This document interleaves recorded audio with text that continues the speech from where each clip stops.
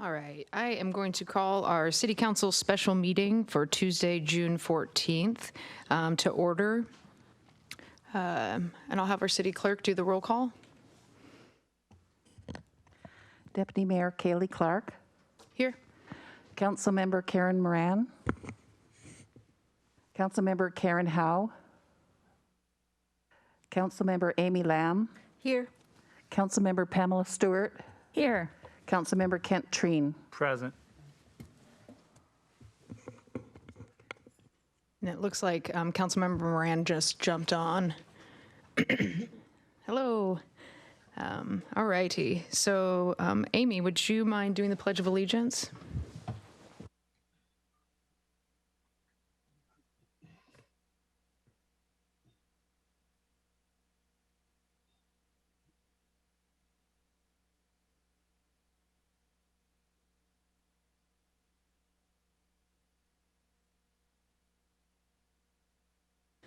All right, thank you. And Councilmember Howe is walking in as we speak, and we definitely do have a quorum. So next, I will entertain a motion for approval of the agenda.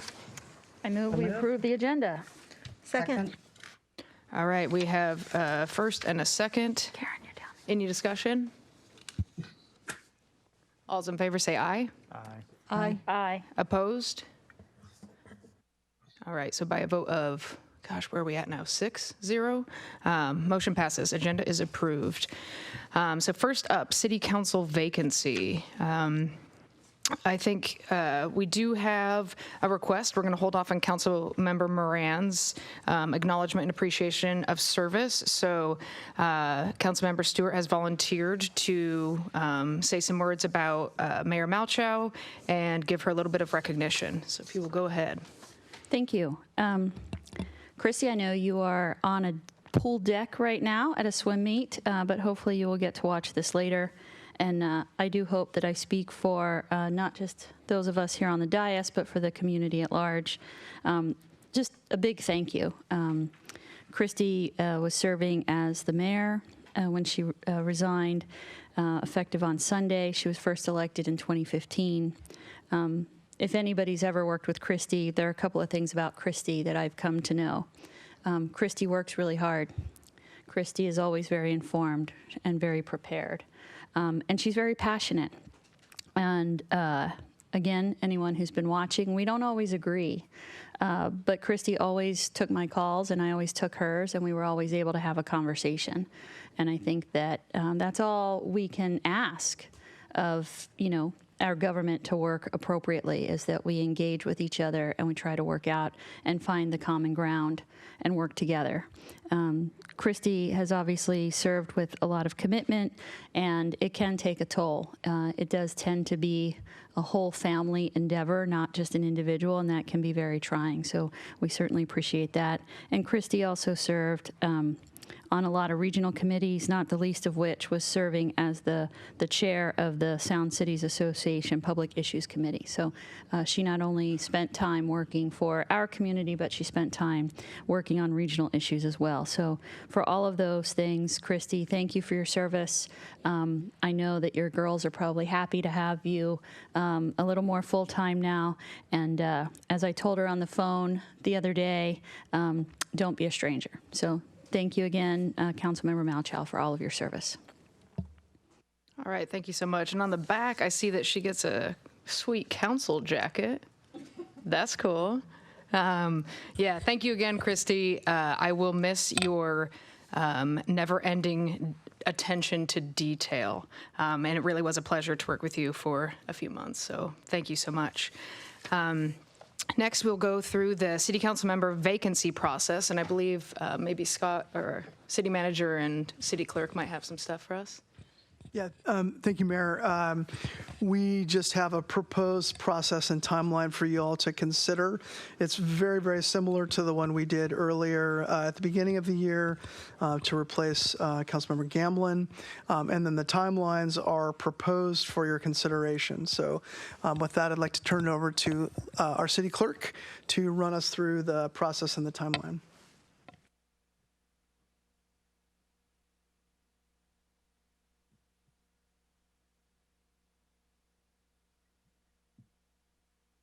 Just going to try to get this up on the screen here.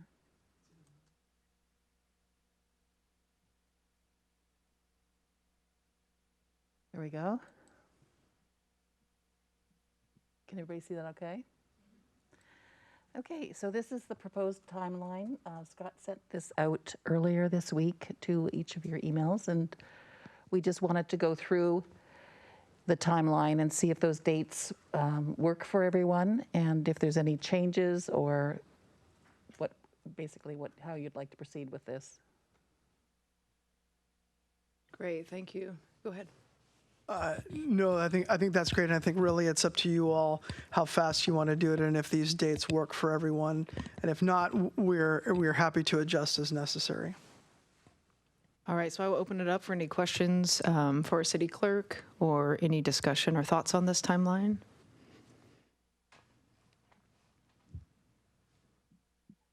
Nothing. I mean, I think it looks good. I really appreciate you putting this together again. The dates totally make sense for me, and I know it looks like we at least have some wiggle room just in case, time and interviews and everything else extends, that we at least have, that second, 19th of July built in. Mm-hmm. So One thing I did want to bring up is that getting the interview questions established ahead of time was a good thing to be prepared for, and how you wanted to manage that with a set of 3 questions and then individuals. It'd be nice to know ahead of time.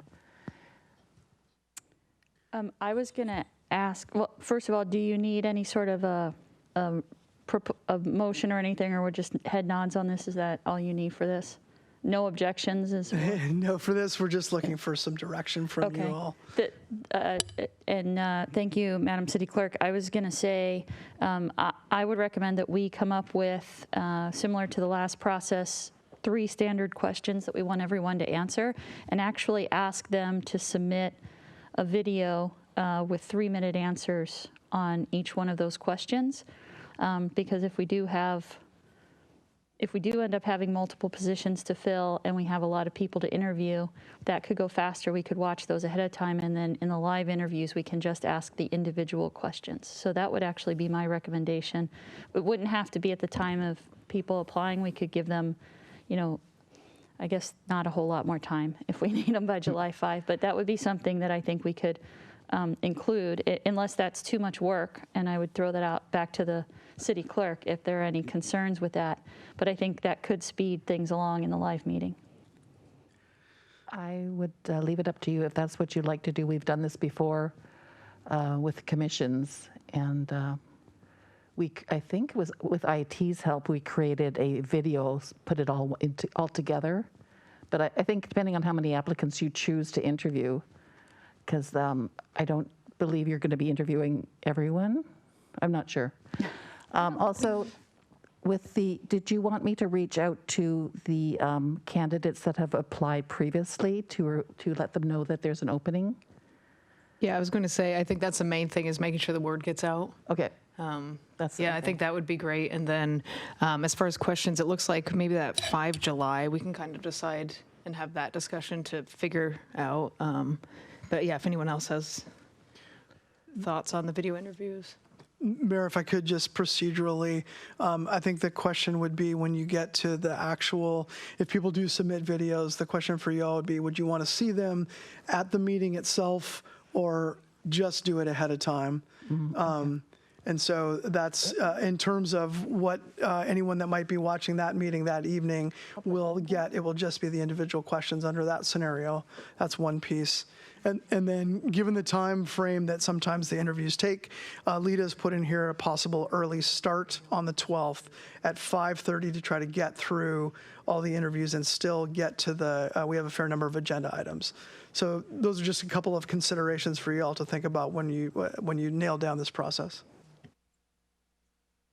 Yeah, I'm good with that too. I mean, I don't know how much time it will take on staff to compile videos, if that's just extra. Oh, go ahead. Excuse me, Mayor Pro Tem. I was just talking to the city clerk, and we were saying that the videos, if they're recorded by the candidates ahead of time, they can be posted to the city's website for everyone to view.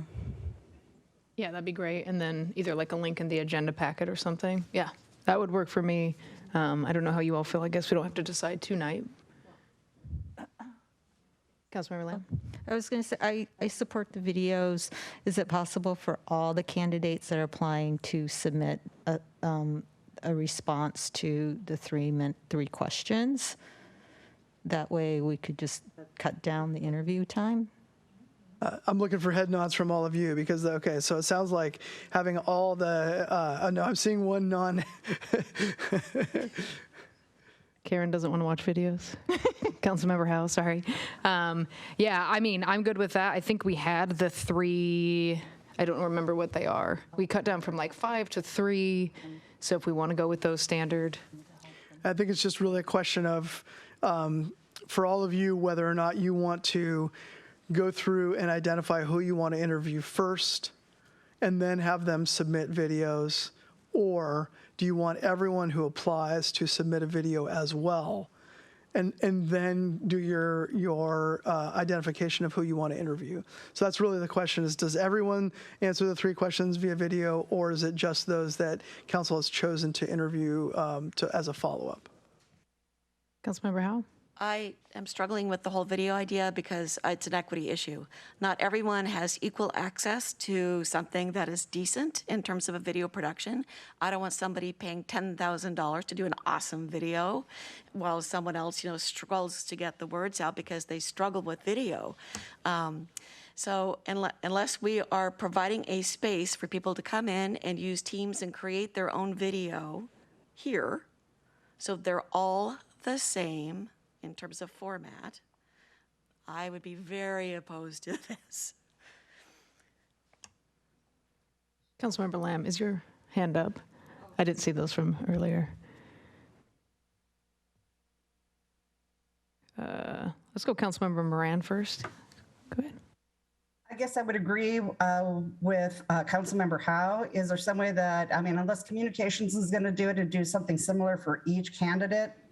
And we're seeing the same format, the same questions run, the same everything. I think she makes a very good point. Yeah, and I think we did have people at least write out answers to those 3 standardized questions. So maybe we could do that instead of verbally, if that makes sense to everyone, and then have the 6 or 5 or 6 questions individual, if that would make sense. Yeah, absolutely. I mean, we're happy to do that. It's just, well, we can make that part of the criteria for your application is that you answer the 3 questions as part of your initial application. And that way you'd have that as soon as you got it a submission for candidacy. Councilmember Stewart? You took the words out of my mouth. That's what I was going to say, is just have them write them and have them do it at the time of submission, and then we can reduce the time. The other thing I would just say is that we do set a time limit for each of the responses to the individual questions, and we have the clock running and stick to it so that we keep things, again, it's fair for everybody, but we keep things moving along. All right, is there anything else? Yeah, I'd like to add one thing. Yes. If you do it at the time of submission, you'll need to have all those questions tomorrow when we open up the application process. Can it just be the same 3 questions? Yeah, I think we were hoping for the same, like you had sent us standardized, and then we had asked 3 questions. The same 3? Yeah, the same 3, the most recent 3. Okay, I'll dig that out and we'll send them to you for in your approval. spare time. Yeah. Okay, Just kidding. thank you. No, thank you. I was just going to ask if for the written answers to questions, if council wanted to consider any kind of word limit or length limit or something like that. I'm good. Yeah, I'm good without. Councilmember Howe? I don't think we should use the same questions. Everyone has seen these questions multiple times. I think we can do a better job wordsmithing, frankly. Maybe we'll get to the, and I don't have a problem working on it to help and sending that around and seeing if council agrees, disagrees, wants to wordsmith a bit further. I think we can get to the heart of some key issues, but maybe not exactly the same questions. Councilmember Lamb? I was going to say the same thing. I'd like to see new questions. How would that work if we were sending it out tomorrow? I've got a suggestion. Yes, please. Once they have submitted their application, I can communicate with them with an email with the questions. Or maybe we could do a jot form. We could send them a link to the questionnaire and they can do it that way and get submitted to everybody. Am I on? There we go. That will allow time for council to solidify their questions. I'm sorry, I have to leave for a moment. And then we can, once council has solidified that, we can take a couple of days to do that. That should be enough time, and then Lita can follow up so that every candidate has as much time as possible to answer the questions. So it shouldn't take more than a day or two, but that does give us a little breathing room. So thank you, Lita, for, that's a great suggestion. That makes sense. Councilmember Lamb, did you have something else? Okay, Councilmember Moran. Yep, I was agreeing with him. Cool. Yeah, that sounds good to me. And then not necessarily sure about Councilmember Howe taking that over by herself, but I think we'll definitely figure something out. We'll circle back in the morning and send something out asking for your number one question. Maybe we'll start with that, and we'll see if we get. We'll compile that list and then send it all back out to all of you for consideration to cut down, and that way maybe we can just make it a quick process. Cool. And Councilmember Treen, does that sound good? Yeah. Process? Cool. I just can't see through the plexiglass. Your head nod. All right. Do you guys have everything you need? I believe so. Okay. Thank you. Thank you. Okay, so next we have public comment. The public, we actually have some people here, is welcome to attend in person or over Zoom. You will be limited to 3 minutes of verbal public comment during the meeting. I think we have maybe some in here. I don't have the sign-up sheet yet, but, and then we'll move to our online public comments. So just one moment.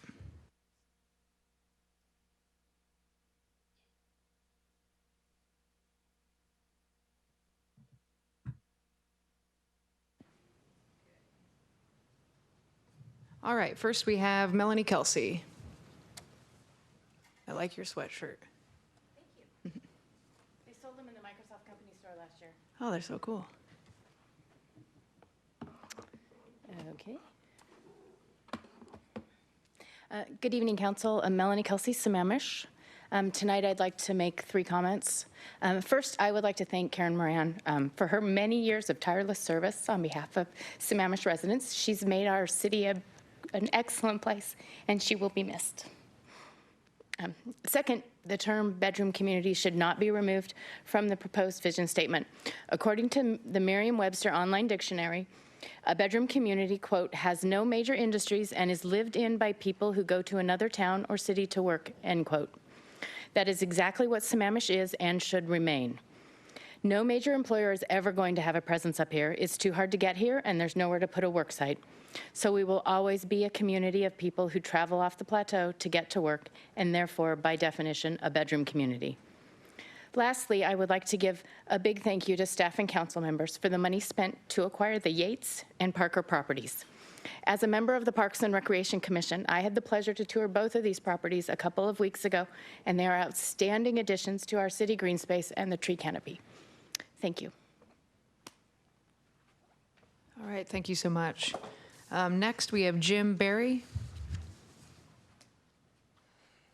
Good evening. I'm Jim Barry. I'm a 30-plus year resident of Sammamish, and I care a lot about this city. So just hang in there, guys. I had planned to come up at sometime in the near future and talk about pavement management, and I saw it on the agenda tonight, so I figured that was a good time. A decade plus ago, I was very involved at numerous council meetings to encourage the city to actually adopt a pavement management plan as I watched the roads in our city continue to deteriorate beyond the time that they could just be overlaid, which is much less expensive. So I'm excited to see it on the agenda tonight. I encourage you all to look at Don Jaron's email on the subject. It was pretty helpful. There was years ago, pre-COVID, I guess, there was a gentleman in Public Works by the name of Jim Gruber who basically headed up. And if you have any questions about the benefits and the worthwhileness of doing a active pavement management program, I'd suggest you talk to him. Thank you very much. Thank you so much. What a fast trend this evening. All right, next we have Debbie Treen.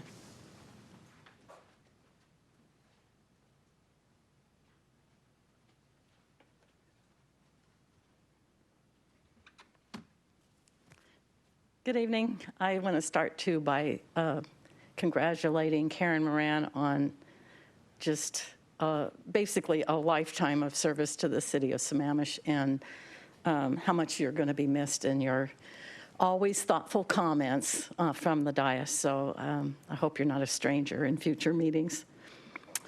I came tonight to speak to the proposed change to the Bluma. I don't support changing the preferred option in the Bluma from option 4 to a no change option 1.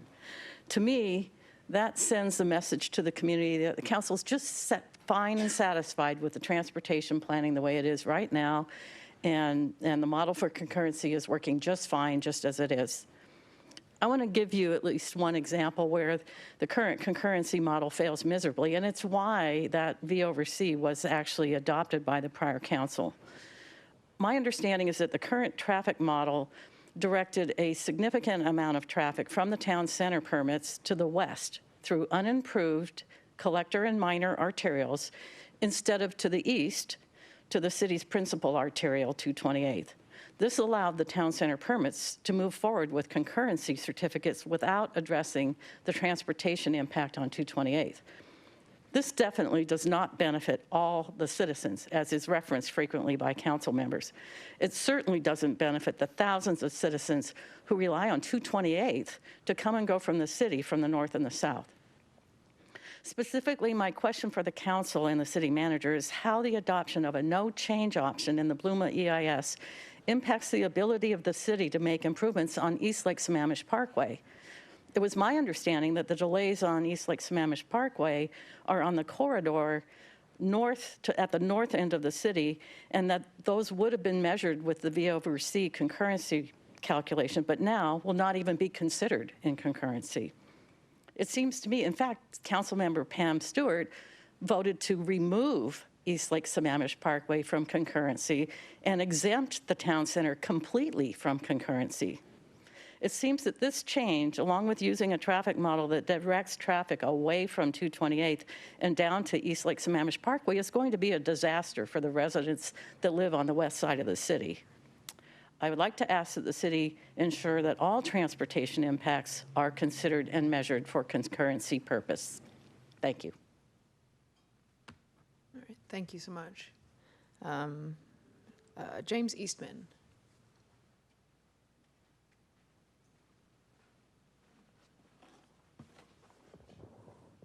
James Eastman, Sammamish, Washington.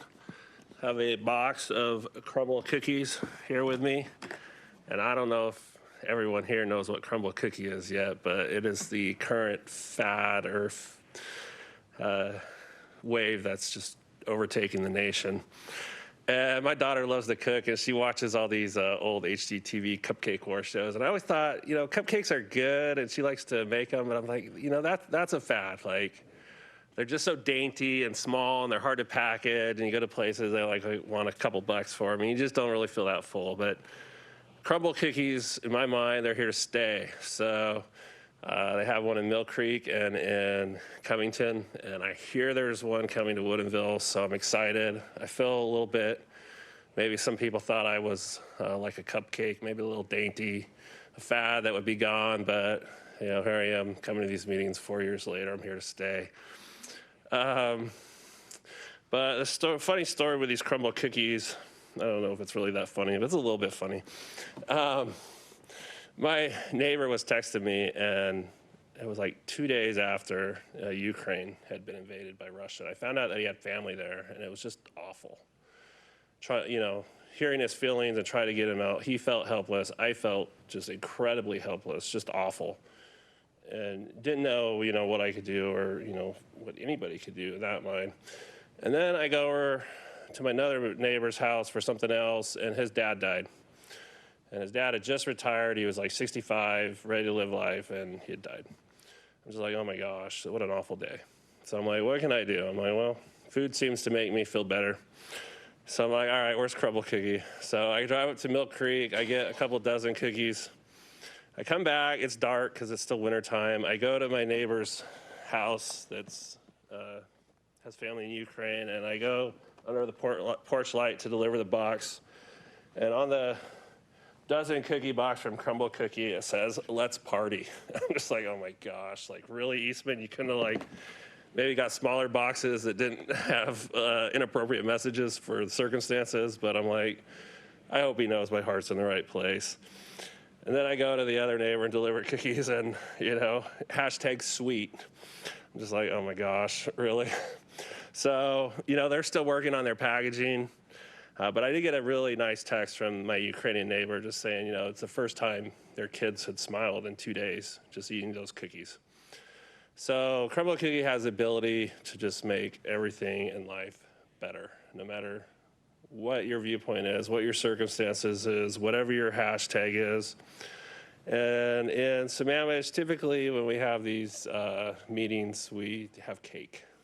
And I think maybe with a COVID protocol, we can't all just sit around and eat cake. So I brought some cookies for everyone. I don't know if that's against COVID protocol anymore or not, but if I'm not allowed to do that, I'm sure my kids won't complain. But thank you so much, Karen Moran. I'm sorry you're not here to enjoy your crumble.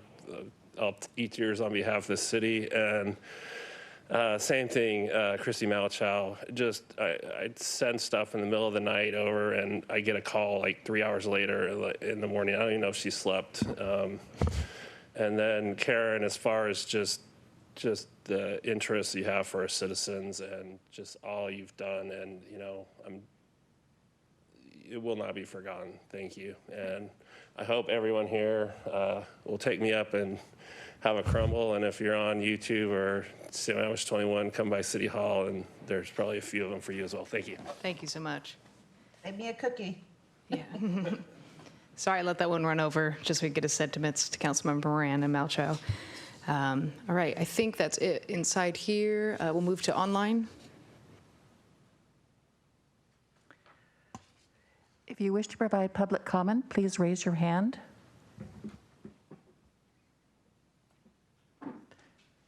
For attendees who are joining by phone, please raise your hand by pressing *9. We currently have 4 hands raised, and I will transfer them in the order that they've raised their hands.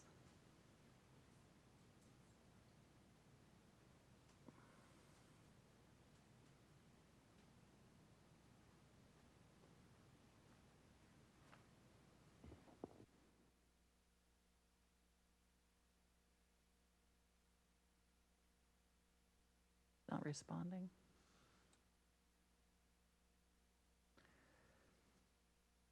The first caller is not accepting the promote to panelist. Could you?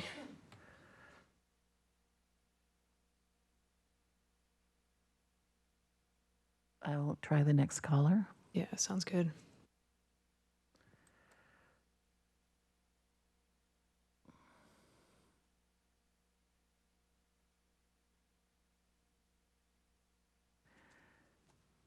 Mary Wichter. Hi, Mary Wichter, Sammamish for the last 20 years. First of all, I wanted to thank Mr. Berry for speaking toward the pavement management program. And in doing that, and I know John Jaron had sent in things too written, which I thought were good, especially for history. When I started being public advocate in 2015, I had Mark Cross look at one of the budgets to figure out, you know, what could we do with things. And I remember him saying, well, every year they have $3 million to spend on pavement program improvements, but they only have enough staff to do about 2 million of those, it looks like. So it's really important when you're doing these to make sure that we are able to have the positions filled with appropriate people at the appropriate salary level so that we can have the internal person. Because even if we're a contract city, we do need to have those very key essential staff members available to do that. And then I wanted to speak briefly to the stormwater rate study. I'm glad to see we're having it again. I remember the first one. Just a couple things. I know the FCS group, the Sammamish Plateau Water and Sewer District, does use FCS. I don't know if it's the same people, but they do a very fine, stellar job for the water district, which is very large, and they do multiple studies for them. So I'm glad to see we're using them. with regard to the level of service. In 2016 was the giant year for stormwater. We went from 1999 and 2009 code to 2016, and there was a stormwater comp plan, and there were a lot of people who gave input all year long and said, we don't want the basic level. We want at least the enhanced level. And I don't remember that there was a higher one than that. And when you go to the enhanced level, you get things like ditch maintenance and implementing retrofits and things. So I hope that we will do that. Also, historically, I remember a newspaper article from about 2012. Schools are not exempt from surface water management fees, but what they do is they have to provide education in their curriculum for it. So I think that's well worth the trade and the public benefit for it. The couple things I see that are missing is it looks like they might be added in with the great work that Audrey Starcy and the stormwater management team has been doing, is we need to do a CIP update. There's a stormwater CIP that's 6 years. I don't believe it's been updated for a while. We have projects that have been identified from basin plans. We have projects in basin plans which aren't being considered as active projects, and they really need to get done, and the mapping is super important. And I just wanted to save my last 30 seconds of my 3 minutes. I just can't thank Karen Moran enough for all the years and time of service. I met her originally when my kids were at school at Smith Elementary, and I know she started, with schools and doing things, and she's done so many things, including the planning board and all the way through city council and being mayor. So appreciate that. And also Christy Malchow, when I first met her, she was standing in the back of a city council meeting, and she was really worried about, roads that couldn't carry enough traffic. And she's just a tiger for details. She's always studied up, always willing to listen. I know she goes out to people and sees boots on the ground. So that is my 3 minutes. I can't speak longer, but thank you very much, and appreciate the time to talk. Thank you. I will try again with the first caller.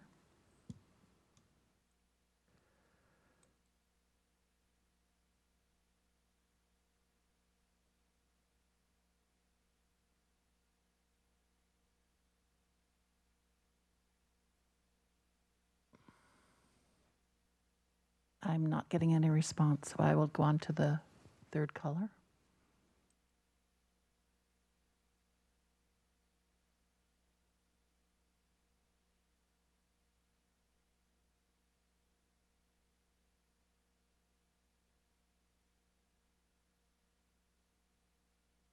Paula, you're muted.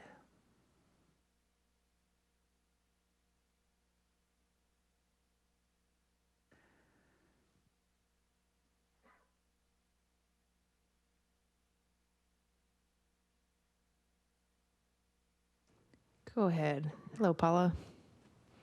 Hello, happy Flag Day.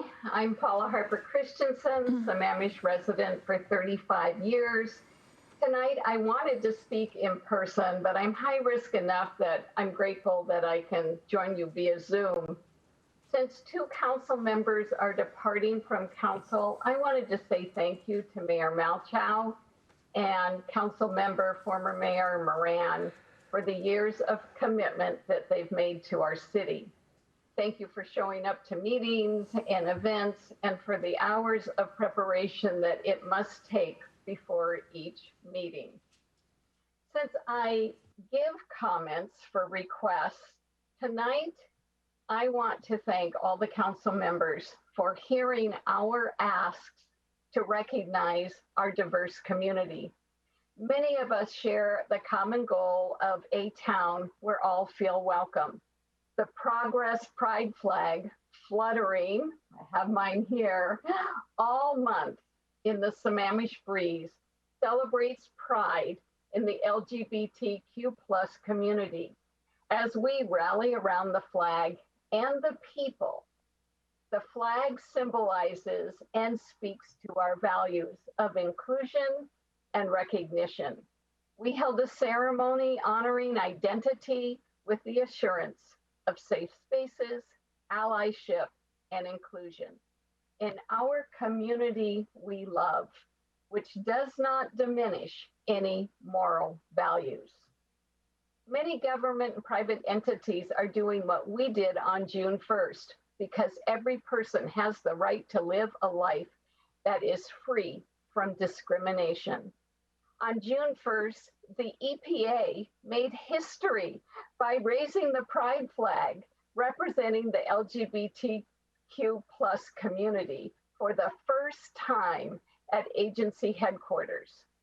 Also, Secretary of State Antony Blinken authorized U.S. diplomatic missions worldwide to fly the pride flag on the same pole as the American flag at embassies and consulates. Some private religious school districts are flying the pride flag. Nothing is worse than not being seen. In Sammamish, we see and honor our diverse community with pride. Thank you also for opening the City Council meetings with a sincere land acknowledgement. The message thoughtfully reminds us that through education and awareness, we integrate respect for the Indigenous people and land into our daily practices. Thank you with gratitude and be well. Thank you so much.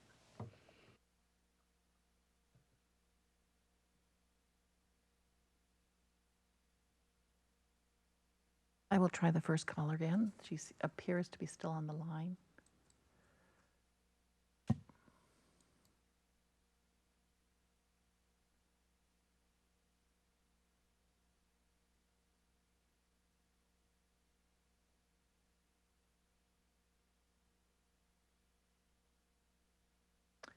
I will move on to the fourth caller.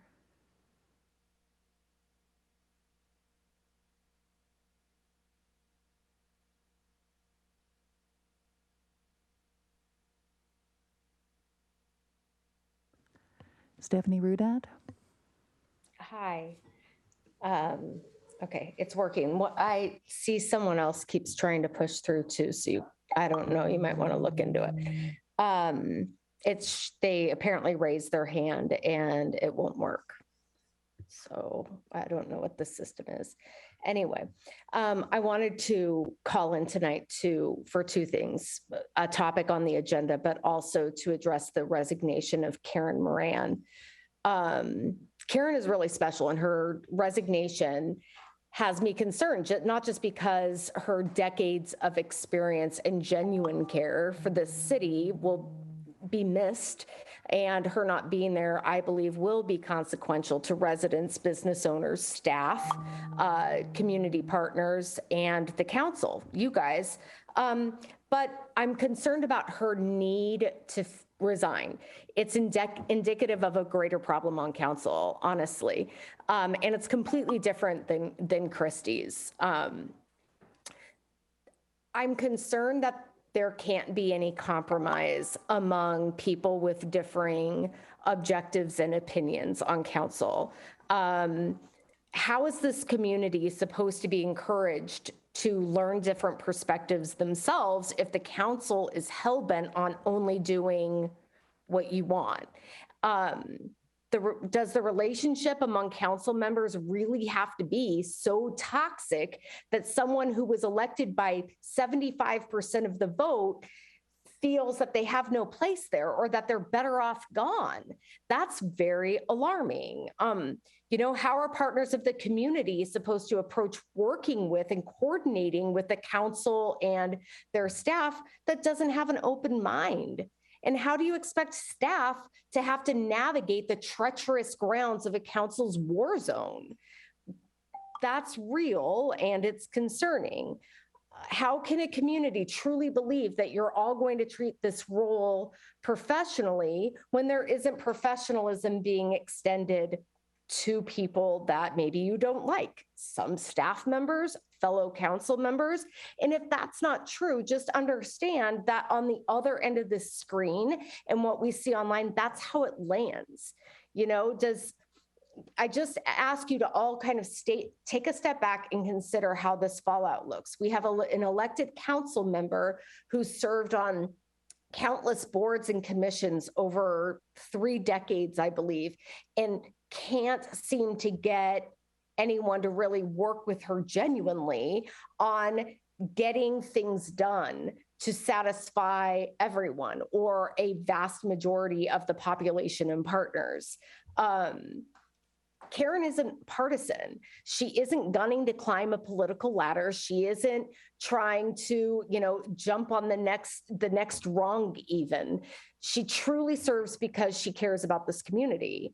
And she's liked by partners because she's both kind and capable.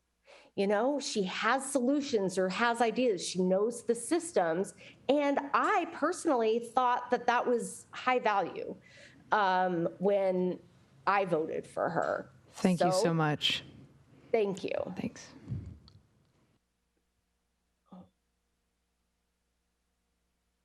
Again, I'll try the first caller, see if they're available.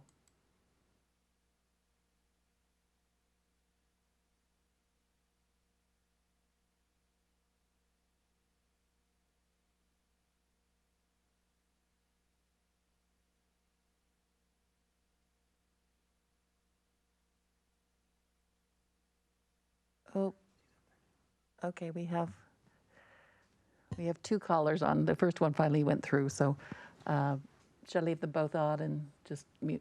Yeah, I think we can go with Ratusha first. Ratusha, you're muted. Yes, I am muted. I just came in on as an attendee today, but I will take this opportunity to thank Christy Malchow and Karen Moran for all their public service and just, echo the sentiments that have been said so far. I think public service is not something that is easy, and they have both done with a great deal of passion. So just thanking them for their service. Thank you. Thank you so much.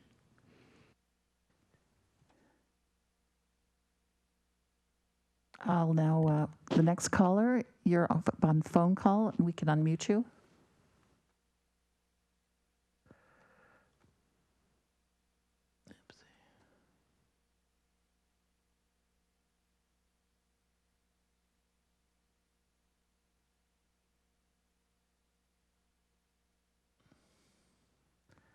The next caller with 1-845-6169401.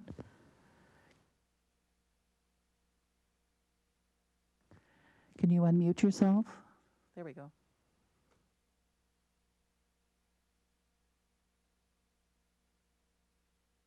Hello, can you hear me? Yes. Okay. Good evening. My name is Carrie Bosworth, and I'm a Sammamish resident. I want to say thank you to council, staff, and current city manager for raising the Pride Progress flag on June 1st, as well as saying the first land acknowledgement at the last meeting. These are two things that I see throughout my life elsewhere, and it's good to see them in Sammamish. 14 years ago this month, I was married under the open sky because I had no desire for attendees to gather under a specific roof of worship that does not fully support and protect the LGBT plus community. Instead, I was married by a minister who not only supports those values, but also lives them. I used an opportunity to make a choice that reflects my values, and it was a beautiful, special, and really hot day. I urge us always to look for opportunities to lead by example. Thank you. Switching topics real quick, as others have stated this evening, I do want to thank departing members for their service. Thank you and good evening. Thank you so much. I will now unmute the final caller. They're on the telephone.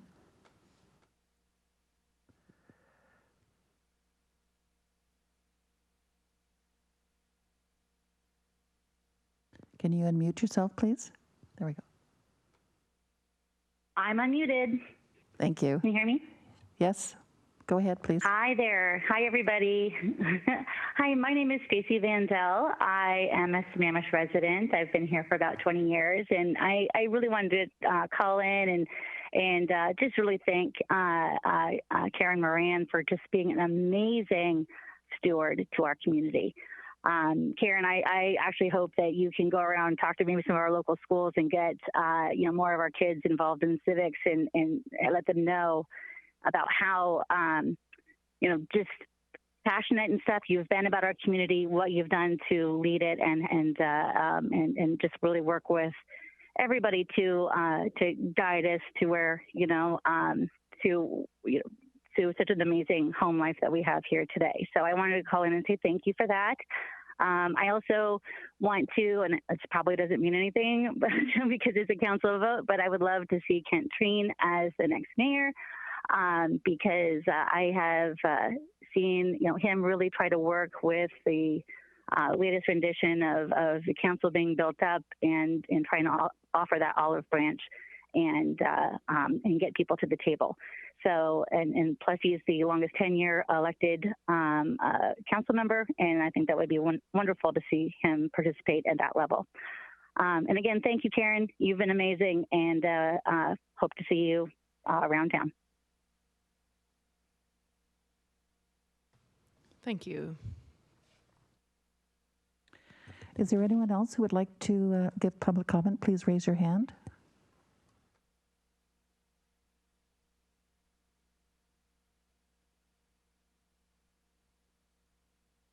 I don't see anybody else. Thank you. Great, thank you so much. So next we'll move to the consent calendar. I will entertain a motion for approval. I'd actually like to pull item number 3, please. Yeah, what do I do here? Go ahead. Yeah. So this will go under new business, is that correct? If it is pulled? I think that would make the most sense. Cool. Looks like we only have one anyway, one item on there. Then I would not move to approve the consent calendar.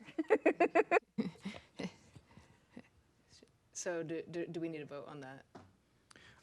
No, my understanding of the council rules is that any council member can pull an item off the consent calendar. Yeah, and if it's the only item? Then to just we have roll no on through? consent calendar. Okay, great. Okay, so let's move on to unfinished business.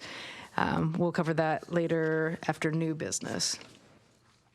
So agenda item number 4, clarifying direction and reallocation of 2022 work plan for balanced land use and mobility analysis, the Bluma comprehensive plan and municipal code amendments. So I think we'll have Jeff Ellikish, David Pyle, Doug McIntyre, Lindsay Channing, Kelly Hildy, Audrey Starcy, Victor Selman.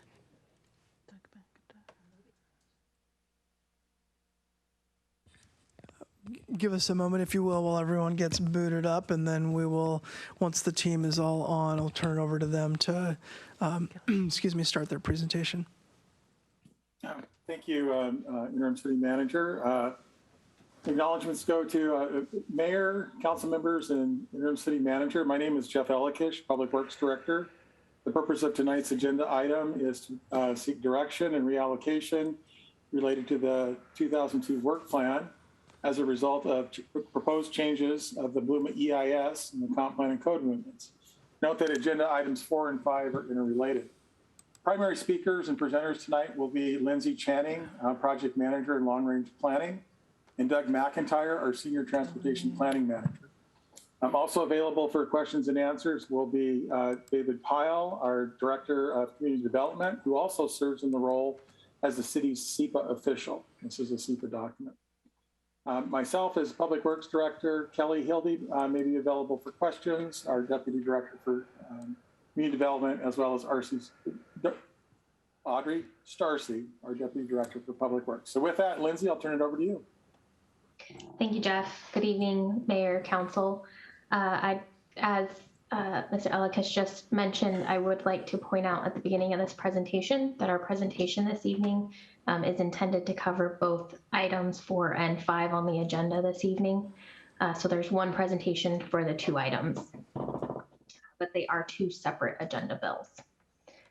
So with that, the way we see this presentation going this evening and then opening up for questions and dialogue with council is we're going to give a brief background of kind of how we got to where we're at today. We're going to recap the direction that we heard given on May 10th at the City Council study session in regards to Bluma and alternatives.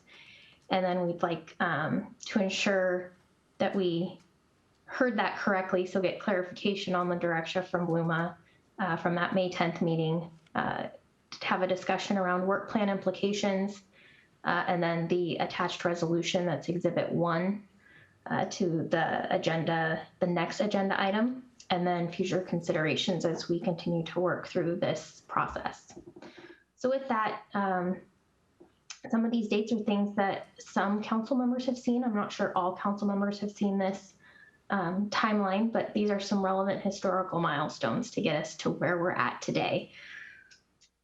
So if you look at closely, why Bluma came to be is because on May 23rd of 2019, the city council at that time adopted volume over capacity, or as we call it, V over C standards in Title 14A of the Sammamish Municipal Code through Ordinance 2019-484. In July of that year, specifically July 24th, a citizen filed a petition for review with the Growth Management Hearings Board challenging these standards that were adopted by council. On April 20th of 2020, the Growth Management Hearings Board issued their final decision and order, which invalidated these standards, the V over C ordinance that was adopted that previous May. Because of that action, the city needed to move forward with trying to rectify that invalidation, which led to SEPA review and a determination of SEPA of significance in regards to SEPA, or as we call it, a DS. Whenever a DS is issued, that requires an environmental impact statement, and this occurred on July 7th of 2020. Work went forward for just over a year, and on August 13th of 2021, the city was found to be in compliance with the Growth Management Act based on certain actions we had taken and the process that we have been working through with the environmental impact statement. On August 26th of 2021, the city issued the draft environmental impact statement. This outlined the 4 various alternatives on how to move forward with potential code changes and how to look at transportation in the city. It also commenced the 30-day comment period that was associated with this environmental impact statement.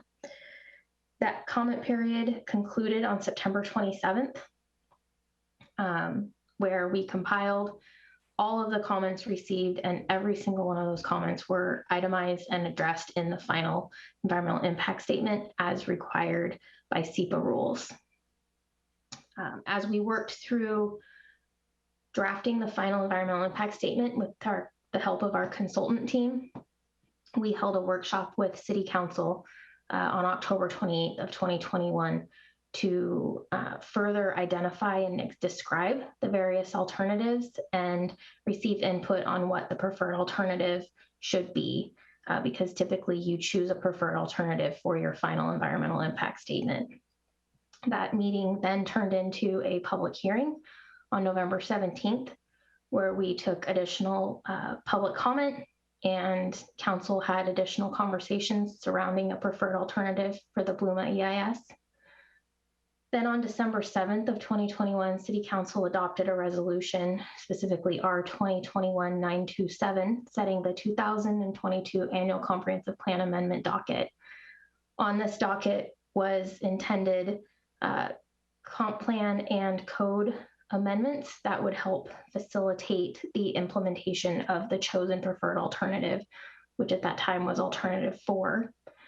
Which was solidified in December 14th at that council meeting, where council adopted resolution R 2021-930, specifically selecting alternative 4 as the preferred alternative for the final Bluma EIS document. Early in 2022, the consultant team and staff worked on finalizing that environmental impact statement, and on March 31st of 2022, that environmental impact statement was issued, which finalized the SEPA process for this effort. At the conclusion of that effort, there's a 7-day waiting period where no action can occur, which we didn't take any action for that 7 days. And then we came to council on May 10th of this year, which brings us to present day. And at that meeting, we received direction to pause the Bluma EIS efforts. So the motion as we understood it, that was made on May 10th at that study session, was to revoke the Bluma EIS and ask the city manager to direct staff to revisit road capacity numbers, model traffic to account for transit and a roundabout at SR 220 and Sahalee Way, and work with schools on ways to reduce school drop-offs. So our understanding from that is that action is essentially the alternative 1 or the no action alternative instead of alternative 4 of the Bluma EIS work that was conducted and completed. Major implications of this change is that we will no longer be implementing the V over C law standards, but we will maintain our intersection law standards. It also requires some policy and code consistency amendments. These can be done in 2 different pathways, one of which being complete the minor policy and code amendments via the 2022 docket. This we have proposed in Exhibit 1, or that resolution we have before you this evening, for formalizing the direction to move forward. Another way, and this can be done at a later date, and we'll talk about this here a little later in this presentation, but we could also wrap the consistency amendments to implement the no action alternative 1, maintaining just intersection law standards, into the 2024 periodic comprehensive plan update, which is a much broader scope and overall review of our comprehensive plan. And with that, I'm going to turn the presentation over to Doug McIntyre. Thank you, Lindsay. Doug McIntyre, Senior Transportation Planning Manager with Public Works. I'm going to take us across the finish line, and I'll be focusing on just the direction that we want to obtain from City Council on the work plan for the rest of this year. So Lindsay covered the motion that was made on May 10th, essentially pausing the implementation of Alternative 4 in the Bluma EIS and focusing it on Alternative 1. In addition to that, as Lindsay mentioned, that there were 4 items that were included in that motion for staff to further analyze beyond what was analyzed in the EIS. Those 4 are on the screen here. First off was school district coordination and a desire to do a better job of coordinating school schedules for pickup and drop off. Second one was improved transit service, as well as inclusion of transit in the traffic modeling that we do. Third was analyzing, including choke points outside the city of Sammamish boundaries in the traffic modeling that we do. And then finally there at the bottom is revisiting the capacity calculations. So the next few slides cover each of those topic areas. They give a little bit of background and some context, and then provide an option for how we can move forward. First one, school district coordination. So a little context there is that staff does meet with school districts bi-monthly. So we meet with Lake Washington as well as Issaquah. We also incorporate Eastside Catholic, and we discuss all kinds of issues. Mainly they do revolve around traffic and construction that goes on throughout the city. Just trying to troubleshoot issues, trying to understand both sides, from the city standpoint as well as the district standpoint. And we do talk about schedules. We do talk about start times, end times, drop-off, pickup, all kinds of related items. One of the things that we hear from the districts is that it's not as easy. It's not a black and white sort of thing, setting schedules. They deal with a lot of different factors in determining those, such as collective bargaining agreements. There's teacher schedules, there's before and after school programs, there's school bus driver availability, and a whole host of other things. The city doesn't have direct control over the school districts, and so they are in charge of their own scheduling. However, we do try to work with them.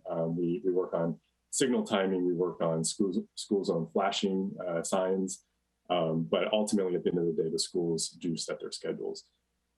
So one of the things that we wanted to throw out there as an option moving forward for the council to consider is we could look at performing a detailed traffic analysis in the corridors that are most congested, so namely 228, and look at site-specific issues along that corridor. We could review drop-off and pickup operations, and then try to identify opportunities and constraints for future improvements. So that's something that, given what we said about context and background, we do think that that's something that we could do moving forward. However, we will need direction from council in terms of the work plan impacts, as well as costs and budgeting for that. Second on the list was about improving transit service and including transit in the traffic model. So this is kind of a two-part slide, but first I'll just focus on the modeling. So we do currently replicate traffic volumes on the city streets in our modeling, and that does include buses. So it might be potentially indirect, but we do capture buses in the modeling. If council wants us to pursue a more precise method of modeling transit, we would need a little bit more direction on that.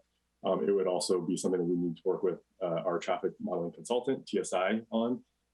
It would likely cost more money and time, but if council gives us direction, we can get a good proposal together and bring it back to council. With regard to transit and improving transit in Sammamish, we have met with Metro multiple times since council directed us, and actually that direction was provided in December. And we have worked with Metro on understanding what the process looks like to buy better service, what all the details related to that, all the considerations we need to make. And out of those meetings, it was really clear to us that the city needs to perform a more detailed transit study citywide to understand what the opportunities and constraints are in regard to transit service in Sammamish. We know anecdotally, and we know from people's experiences and the data, but we need something that kind of brings it all together. And the transit study, we think, would be a great way to pursue that.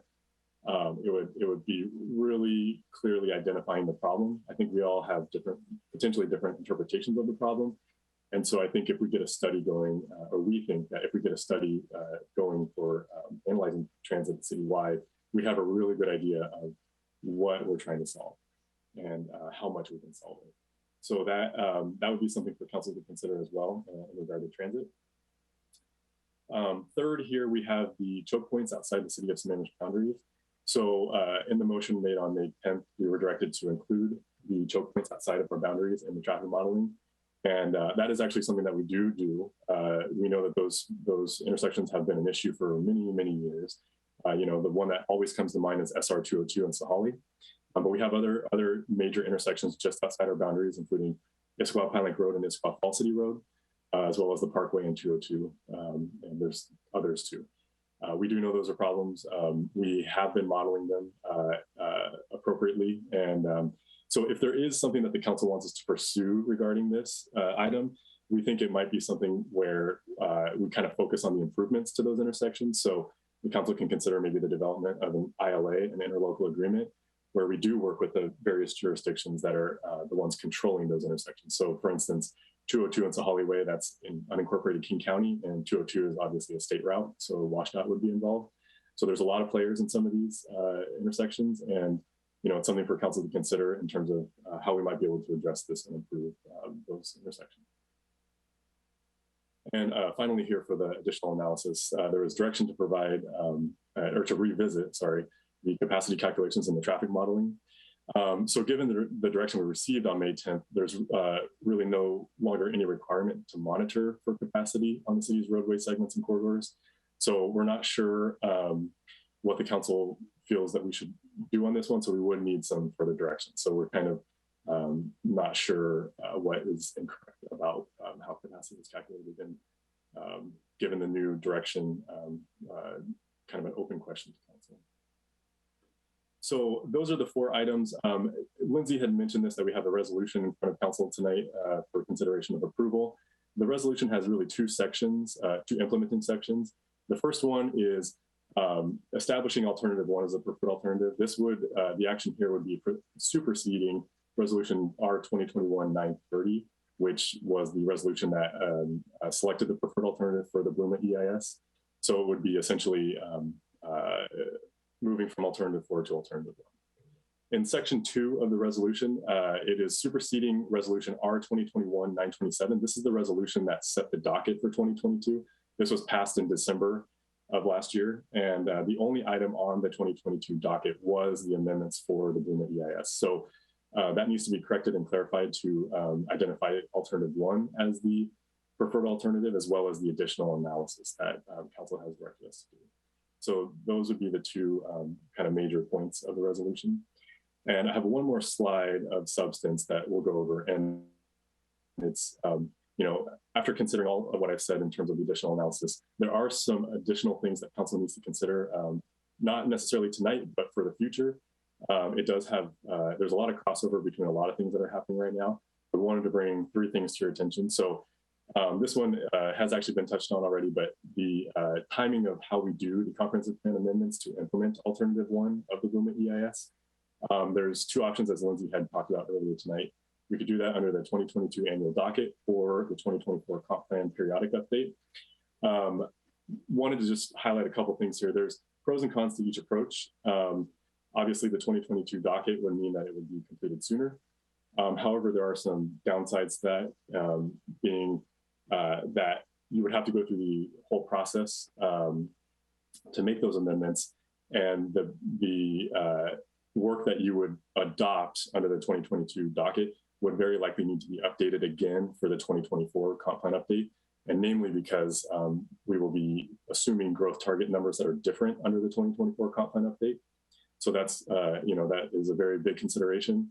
And typically cities will adopt a scoping of the periodic update a few years before they actually complete the update. So the 2024 comp plan update is due in June of 2024, but we are starting work on that already. And our DCD counterparts can give you more detail if there is questions about that. But it does, there is opportunity to wrap it into the scoping of that and then work on it under the 2024 process. And then for the traffic impact fee program, we know there's been a little bit of questions related to that, and actually those questions came under the TIP discussion that we've had separately over the past couple months. So 2 points here that we want to make, and there's a little bit of history that we need to go through and kind of wind our way back into why we're bringing this up. So just the bullets here, just we need to be able to assess the impacts to the traffic impact fee program, the TIF program, resulting from the new direction in the Bloomlight effort. And then also, as Jeff has mentioned in previous conversations, and we've said this for a couple months now, we would need to be looking at how we update the TIF program. And I think later in 2022 is what we're targeting, but we are seeking a little bit more direction on that. Not necessarily now, but for the near future. So a little bit of kind of the next layer down of those 2 bullets is basically we wanted to identify that there's currently some inconsistencies in our comp plan related to a variety of things, but one of them being the volume over capacity standard. So there's a little bit of history here. The city has had in the past a V over C program, and it was used for concurrency. And that program was very different than the program that was analyzed under the Bloomlight effort. That program was much more conceptual in nature, and it had a lower standard. The standard was 1.0. And in terms of the capacity, the letter C in the V over C calculation, the capacity was calculated using more than just vehicle elements of design. It provided capacity credits for sidewalks, wide shoulders, trails, that kind of thing. So it was a very, very different program. That program is what the traffic impact fee is based on, including the intersection level of service. So the traffic impact fee program that we currently implement is rooted in earlier days, all the way back in 2014, which is why staff have suggested that we are working on updating the traffic impact fee program. But because the impact fee program is currently being used and adopted in 2014, there are some inconsistencies there. So that is something that we would be looking at in this whole body of work. As you can imagine, all these things are interconnected, and it's kind of like, I think about it like a spider web. If you move part of the spider web, all the pieces of the spider web have to adjust to. So there's also an element of just changing policy direction. So, given that we've had some changes over the past couple of years in terms of the oversee, we're still trying to figure out what this all means and how it all comes together. So we are trying to put a plan together to address these inconsistencies. And essentially, it kind of goes back to the order of operations that we follow, which is adopting the policies and then focusing on implementation and the programs that relate to that. So once we get firm policy direction, we work through the policy side of things, then we will be looking at the implementation side of that. So I'm sure there will be questions on that, and we can definitely answer that. But the note at the bottom there is basically trying to identify that until we get that really solid council direction, we don't know exactly what the impacts will be from all these various things that we've touched on tonight. So kind of our next step after we receive direction from council is to understand what this all means and lay it out for everybody to understand. So with that, that's the end of the slides. I think we will open up for questions unless Jeff wants to make any final comments. Just one comment for Deputy Mayor. We have our traffic consultant, Victor Salman, president of TSI. He's on the team as well and can be available for Q&A. So I wanted to let you know that, Councilmember Clark. Deputy Mayor Clark, excuse. That's super helpful. Thank you. All Back right. to you. All right, council, I will open it up. Really quick. City manager. Hey, Doug, will you stop sharing so that we're all back on the screen again? Yes, thank you. Thank you. Cool, thank you. All right, Councilmember Lamb. I guess I'll kick it off. So with the school district coordination, I understand that you guys are meeting bi-monthly and it's to discuss bell times. So I understand that we don't have much influence over that. But are the discussions when they happen, do we discuss other ways to reduce single occupancy vehicles during the bell times? Like how do we incentivize parents from not dropping off their kids? Yeah, I can go ahead and take that. Yes, we do talk about that. That is actually one of the main focuses of the conversations. Schools have struggled historically in Sammamish to reduce the single occupant vehicle trips. It's a variety of things, but especially during COVID, this has really been exacerbated, partly because parents are not sending their kids on school buses as much as they had in the past. So more kids are being driven into school. Carpooling is lower than it had been. And the school districts know this is a problem. We talk to them essentially every time we meet about this problem. And my understanding of it is that it's pretty complex and it's not necessarily something that they can all just sort of fix kind of across the board. But it does come down to really encouraging traffic demand management. So TDM measures, that's essentially things like carpooling, things like riding transit, biking to school, all of the like.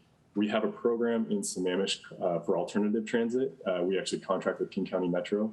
And one of the programs within that contract is called School Pool. And we go to different schools and we try to promote carpooling, walk to school, bike to school, all kinds of really cool events. And we've been promoting that for the better part of 2 years now with really little traction. And part of it, again, is COVID. There's just been a lot of differences in how people get to school. And for a long period of time, most schools were virtual.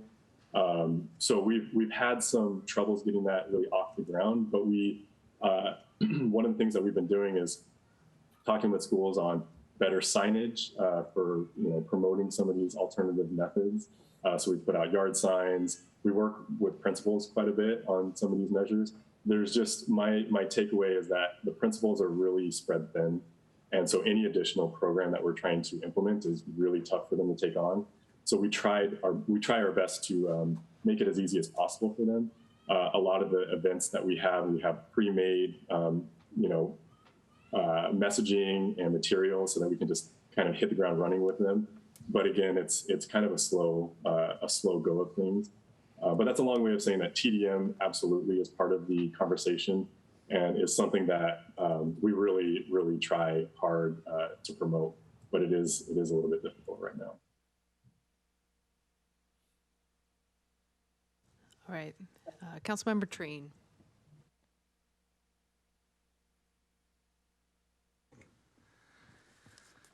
Yeah, first I want to just say a thank you and appreciation to the leadership of the. Can you hear me? Okay, I'll get a little closer. So first, I appreciate the work that's being done on this by staff, the interim city manager and his leadership. Then I want to thank the directors too. Can't be easy just making this pivot. So I just want to acknowledge it. The effort that you guys are putting in. It's really obvious. I also wanted to just thank the city manager, interim city manager, and staff for bringing the policy decisions to us before moving on and pursuing the agenda item itself. And so I do appreciate that the council here is here to adopt the policy and and then staff will help us under the direction of the city manager, interim city manager, to do the work. My biggest concern then is the what we don't know, and what we don't know is the impact. So I just throw that out as that's a concern. Next, so David or Jeff, I guess this is for Jeff. So the decision that we're making tonight or going to act upon is that we are going to move to the alternative that's a no action alternative. Is that correct? Should the council, Doug, you want to answer that? Go ahead, Doug. Yeah. Yes. So if the resolution in Exhibit 1 is approved by council tonight, that would be formalized going from Alternative 4 to Alternative 1 implementation of the Bluma EIS. And then what does that mean? And this may be a Victor Solomon, question, but what does that mean for the corridor data collection? Or another way to ask that would be, how do we proceed with East Lake Sammamish Parkway future failures? Or how do you measure it? Well, yeah, the simple question is you wouldn't have a measurement. That's what Alternative 1 does, is there is no segment measurement at all. There are traffic engineering procedures you can apply to evaluate how well it's working compared to other arterials, but you're essentially saying there is no baseline standard that you would use. Doesn't mean you can't improve it. It essentially, you're decoupling concurrency from roadway design and roadway improvements. And the biggest thing that does is eliminate the timing condition. Concurrency is all about timing. You could still construct almost anything you wanted on any segment you wanted, whenever you wanted, but you would not be able to condition the timing of development to the completion of those roadway projects. That's the primary function that concurrency does. The level of service standard determines how much traffic you are willing to accept on a certain type of roadway, because the same volume on one road feels very different than the same volume on another road. And then it also affects when you would do the project. But you have you had an evaluation criteria in your TIP process. You could use that and either respond to community concerns about what roadways they think need to be improved on a case-by-case basis, or the council can identify them. But basically, you're removing a standard that is set by policy, and so every roadway project would be an individual policy decision on the merits of itself and not compared to all the other roadways that are being monitored. And what's our, just refresh my memory, please. What's our standard that we're using to measure level of service with this change? So Alternative 1 uses what's called the Highway Capacity Manual intersection level of service model for both stop sign control, traffic signal control, and roundabout control. And it is a level of service, it's that letter grade scale you've seen, but those grades are all assigned to seconds of delay as a vehicle goes through the intersection. So you're not looking at what happens between intersections, you're just measuring in your current policy the delay at 43 specific intersections in the city. The LOS standard is D, which is 55 seconds of average delay, but you are allowing level of service E, which is up to 80 seconds of average delay, if meeting D would require a roadway section wider than 5 lanes.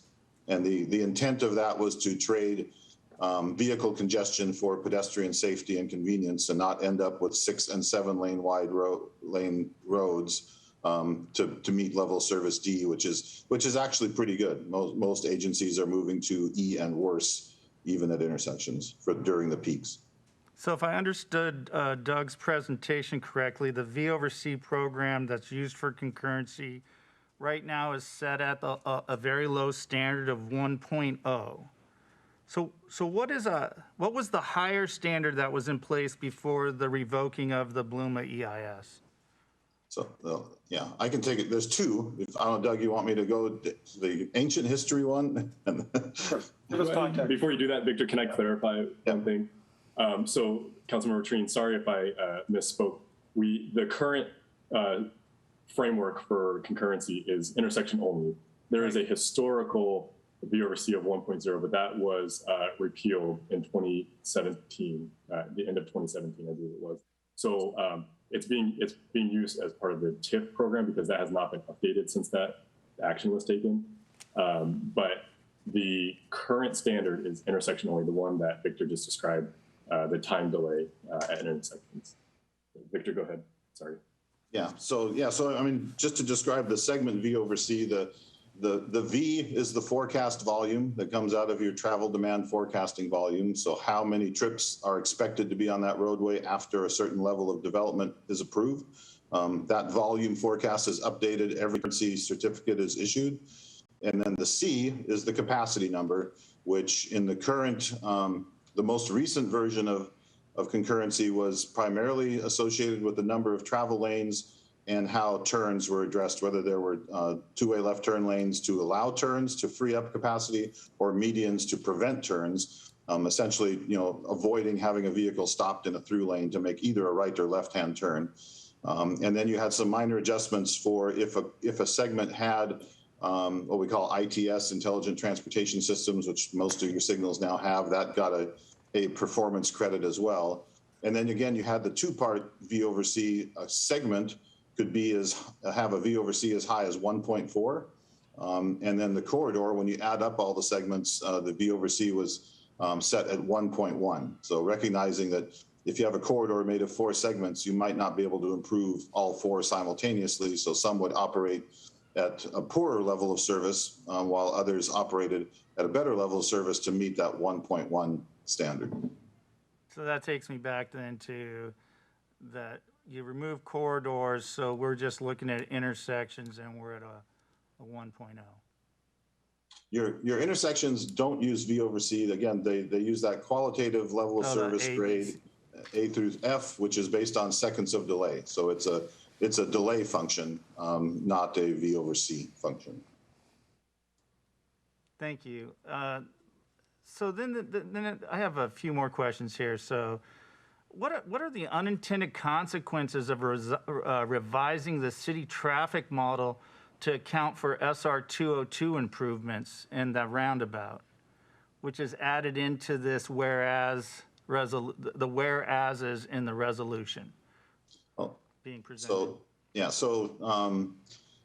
In alternatives 1 through 3, there are no improvements assumed outside the city limits. That was a past policy decision that we're not going to invest Sammamish transportation funds outside the city limits, but it was a significant difference that was in alternative 4, is that it assumes the resolution of the bottleneck at 202 and at the south end of Issaquah Pine Lake Road, that segment of Issaquah Pine Lake outside of the city limits between 48th and Issaquah Pine Lake Road.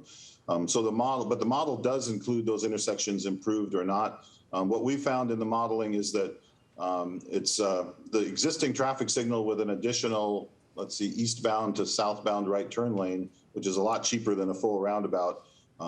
That corrects the bottleneck. The fundamental bottleneck problem at 202 and Sahali Way is you can't feed the current double left turn lane in the AM, nor would you be able to feed 2 entry lanes into a 2-lane roundabout because the cars stack up in a single line and you can't feed 2 lanes fast enough when they get to that intersection.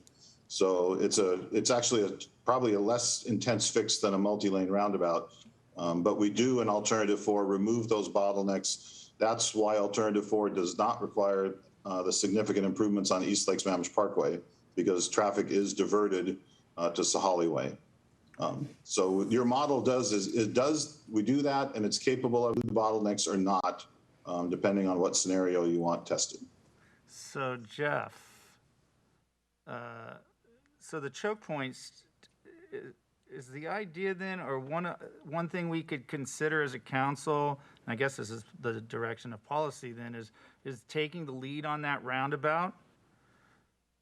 Like if we took the lead, okay, so my question really is, should we take the lead on the roundabout from your professional opinion? And then sink some money, and that's a budget discussion with this council to make the decision how much money we would spend to take the lead on that intersection. It looks like Jeff got dropped off. Yeah, it looks like he might have been dropped. Yeah, so if I can clarify, roundabout or signal modification, unless you improve probably at least 1,000 feet of Sahalee Way to provide 2 entry lanes into whatever intersection you end up with, just isolating and doing the intersection by itself does not help. So you need to combine a segment project with it to make the intersection work. That's kind of akin to, okay, you have a 2-lane road and then our V over C says the intersection is failing. So we make a 5-lane by 5-lane traffic signal, but there's still only 1 lane in and out. You know, they don't work as well as maybe the model might say. So each intersection is different, but that one in particular, it's the ability to feed that northbound double left is just constrained because you essentially have 1 lane expanding out to 3. There's a right turn only lane and a left through and a left only. And you just can't feed 3 lanes with 1 efficiently. So you lose the benefit of the expansion.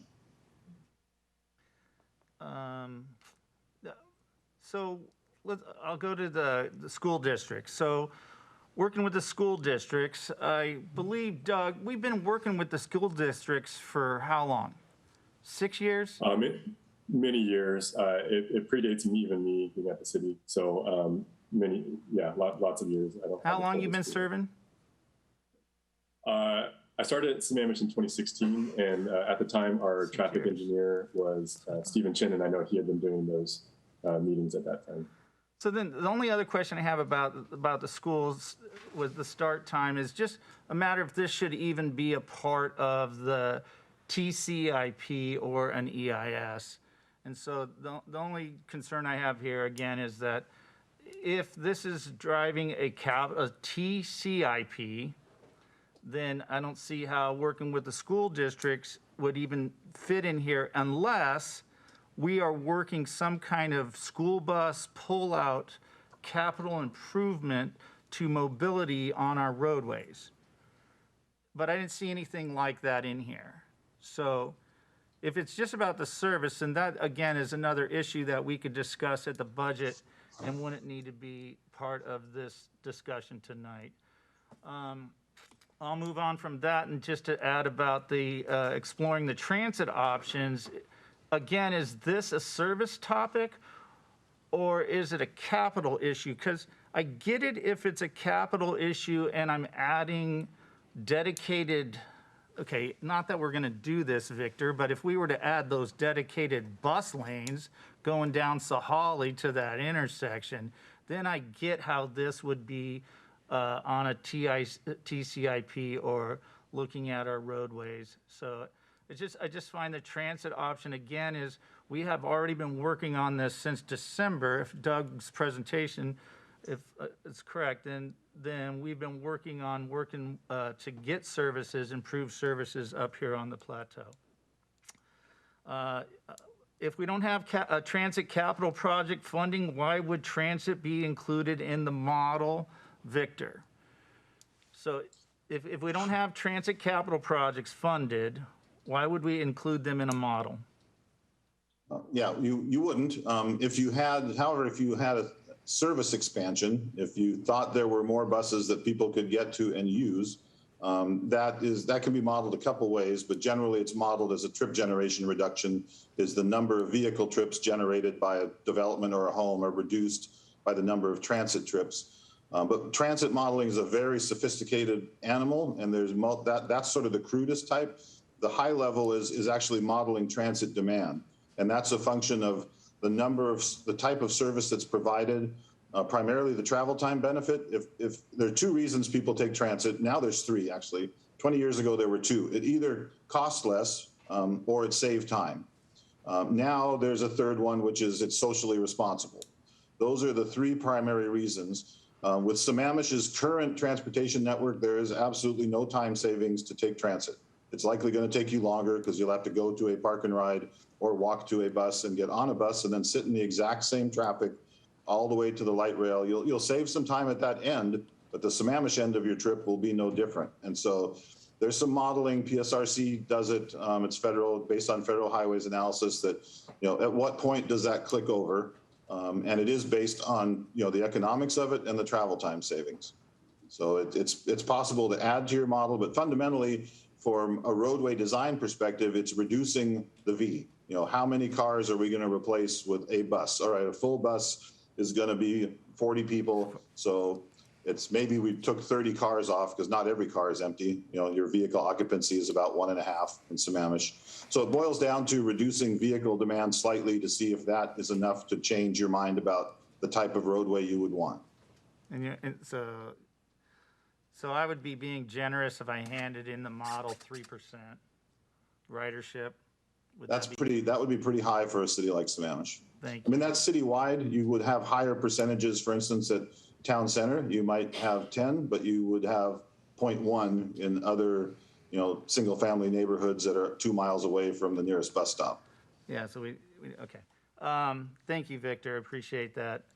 I have a couple more questions here, but I think what I'd like to do is just go to my last question because I don't want to get into capacity yet and optimizing and all the transportation systems operations because I would prefer this council to at least consider bringing on a commission, a traffic commission or a transportation commission to look at. A lot of cities have that. So just on capacity, I think we should revisit capacity, but we should probably bring in some real a committee that was made up of professionals who could help us out with that one. So on last, how does the city ensure consistency between the comprehensive plan and the Sammamish Municipal Code? And would this require that the planning, because I'm considering this, the two options of, do you do it now in 2022, or do we just wait until we do it to the comp plan update? So that's the background behind the idea of this question, So how do we ensure that there's consistency between the comp plan and the code? And would this require that the planning commission be involved in the process? I just don't know that. I can take a stab at that. So to answer the last part of the question, yes, planning commission would be involved. They're involved in code and comp plan amendments, just from a procedural standpoint. The way to ensure consistency between the code and the comp plan is to ensure that the policies are implemented directly by the code. So the language in our policies need to match what's being implemented in our code. And that's one of the reasons why we've said that there are inconsistencies right now with the comp plan that we need to fix. We are aware of them. It is something that we're trying to do. But there are remnant language in the comp plan that do talk about VRC 1.0 and roadways, segments and corridors. That is currently out of sync with what our code says. We are aware of that. We are working to fix all of that. But essentially what it comes down to is making sure that the policy language is directly implemented, by the code language. Those need to jive. Thank you, Doug. Thank you, staff. Back to you, Mayor, or Mayor Pro Tem. Thank you. Councilmember Howe.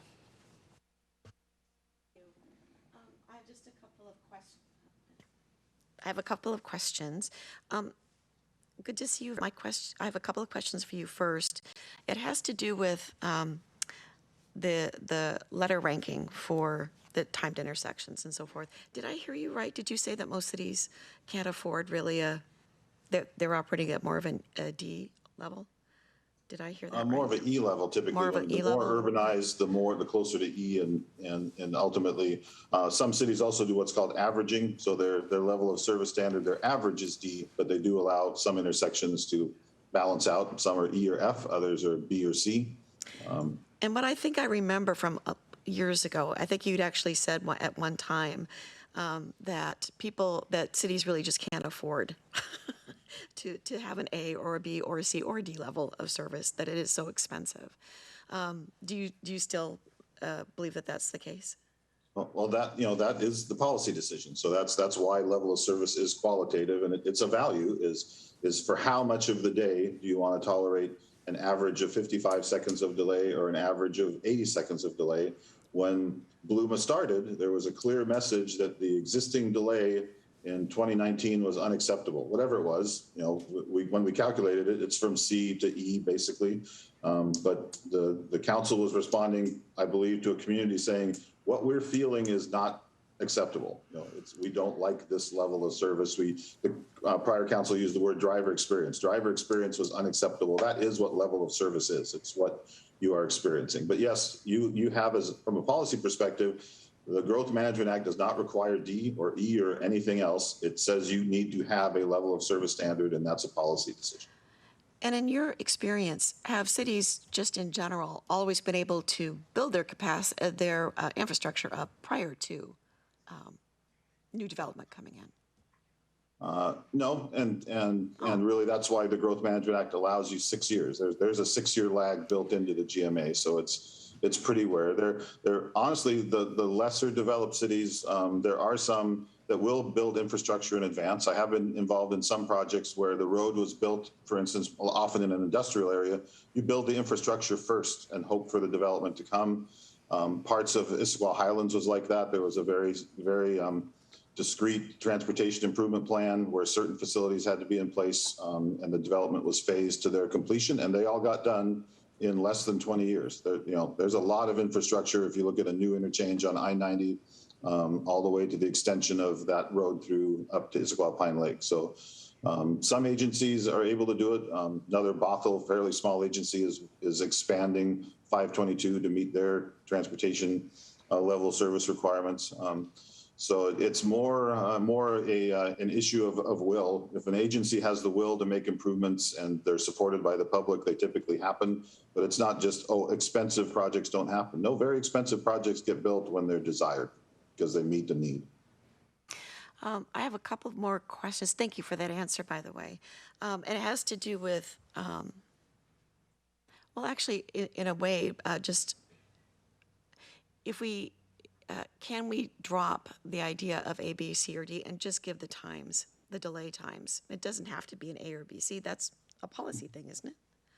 Because I think what happens then is that people understand what they're getting and what they're buying, and they're able to make an acceptable decision. It's pejorative actually to use an A or a B or a D or an F, and I think it can artificially plant in a concept in someone's mind that something is terrible because it's got an F. It must be failing. It must be awful, and yet if you look at it rationally and think it's a minute or it's a minute and a half, and think about the cost trade-offs, for example. It's a public education component is what I'm kind of where I'm trying to head with that. So I'm just looking at things like that. How can we improve the way that we get things done so that there is a steady traffic flow? If people look at the world as can we have traffic flow efficiently? And that's the measure. And I guess, it's your definition of traffic flow. And I guess I'll interpret it as that generally means that I'm moving, even though it might be very slowly. Most commuters, even if they're going 5 miles an hour, that feels way better than being stopped for 90 seconds. It's one of the reasons why a lot of agencies and why roundabouts are becoming popular, because it's generally a rolling slowdown through a roundabout rather than stop and then go and try to keep up. So that's true. That's another measurement. That's a sort of an arterial travel time measurement that is much harder to predict, but most often easier for people to understand. The modeling gets more challenging, but it's not impossible. And then your idea about picking a delay time instead of one of the letter grades. Actually, the Transportation Research Board meeting in Washington, D.C., you can drive through an intersection with level of service F and maybe not even know that that's what happened because it didn't bother you.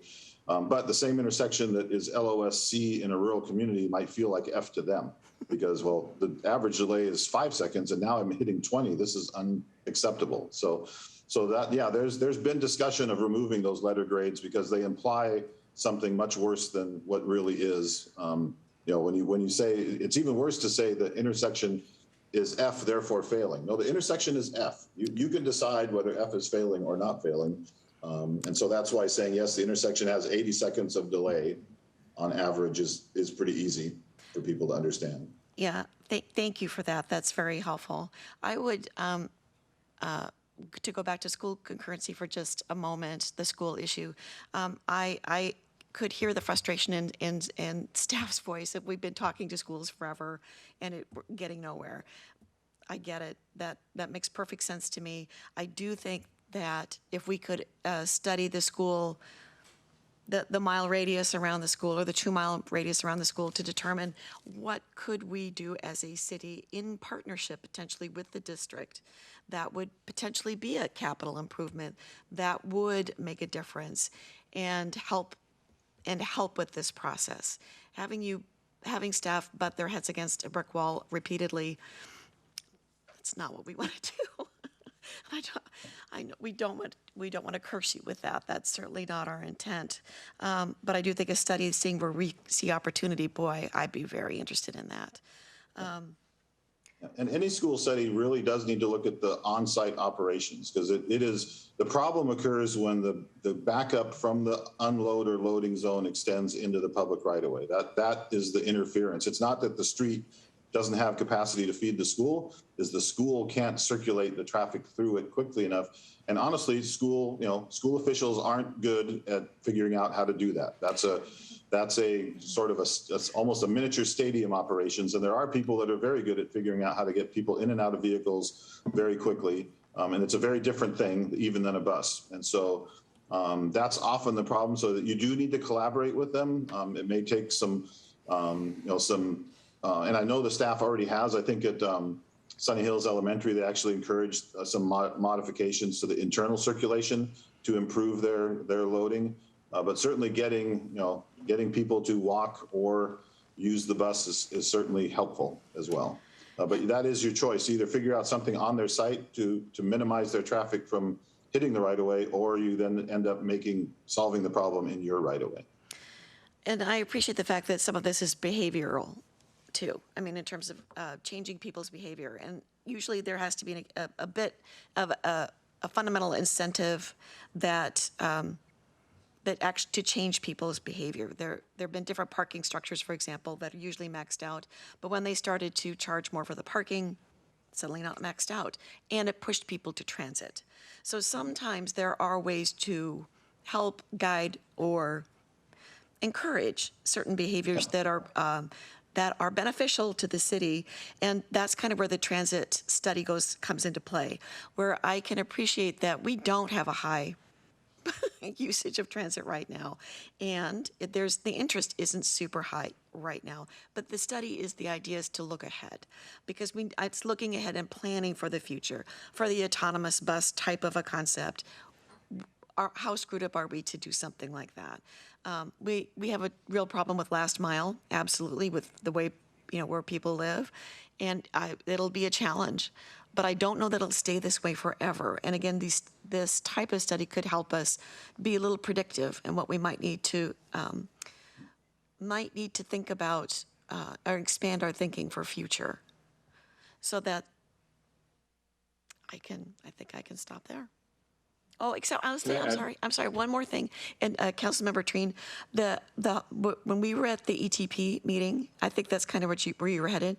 See, I really liked that idea. Is there a way that we can do an interlocal agreement with our sister cities, figure out a way to take the lead position to help with the redesign, to just push it so that it happens, so that we can accelerate the timeline.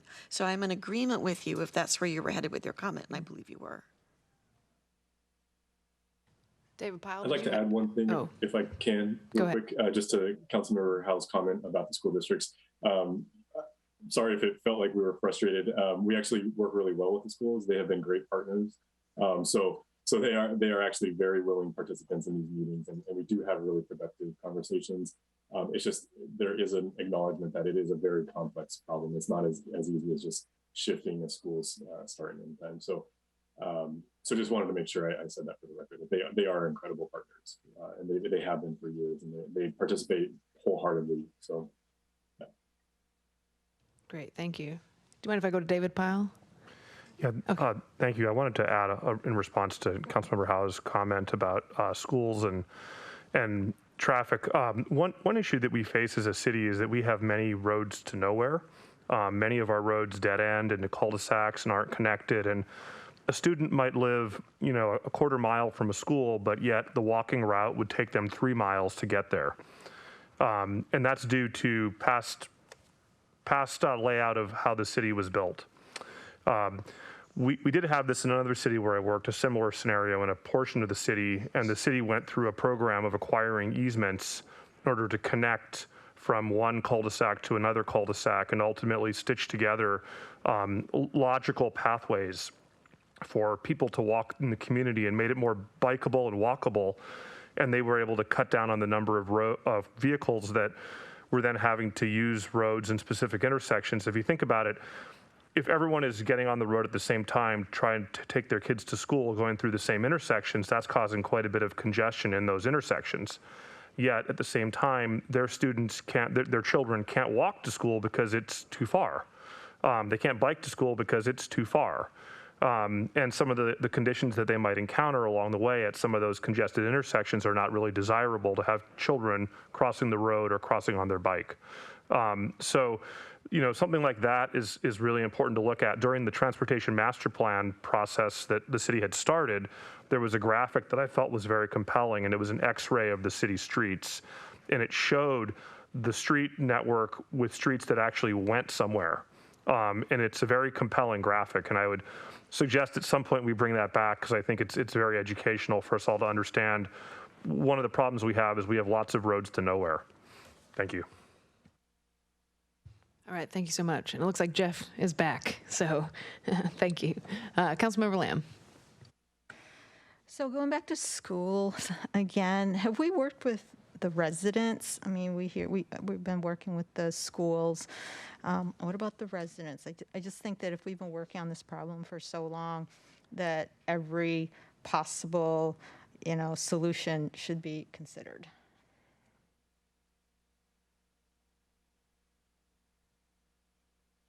I don't know if I think that's definitely. Go ahead, yeah, Doug. you could take that, Doug. No, I think staff is in agreement that we should leave no stone unturned. I do think we need direction from council on pursuing that and budget and time and fitting it into the work plan for 2022, 2023, whatever we think is most appropriate. But absolutely. Yeah. Is engaging with residents? Is that, like a committee of some across sort, the board. perhaps? Okay. Yeah. The other thing I wanted to mention was about having a transit study, and that's something I support because we don't have a TMP. And if we're talking about having a TMP, I don't know how we could have a TMP without addressing transit within it. And this is also knowing that Redmond and Issaquah will have stations, and Sammamish will obviously want to somehow move our people to get there to each of the stations. And I do believe having a transit study is worthwhile. With the choke points at 202, I've been really pushing hard having 202 at East Lake Sammamish resolved and 202 at Sahali Way resolved. So I am definitely supportive of some sort of interlocal agreement. And regarding the capacity calculations, I have heard, and I don't know how the capacity calculations are calculated, but that some roads have capacity numbers that aren't correct. They may be lower. So I don't know if perhaps you can address that. Like, is there definitive capacity numbers for each of the roads here in Sammamish? Yes. So yeah, we do have definitive capacity numbers. They are calculated using the code, the process that we have referenced in the code. But again, with the alternative one, we are looking at the intersection only concurrency management system, which means that we would not be looking at the segments and corridors, which is the only area that capacity would be used as a standard, the volume to capacity. So yes, we do have capacity. It's a table, and I don't know if Victor wants to add more detail to that, but we do have absolutely details on that. Okay, thank you. All right, Councilmember Stewart. Yeah, thank you.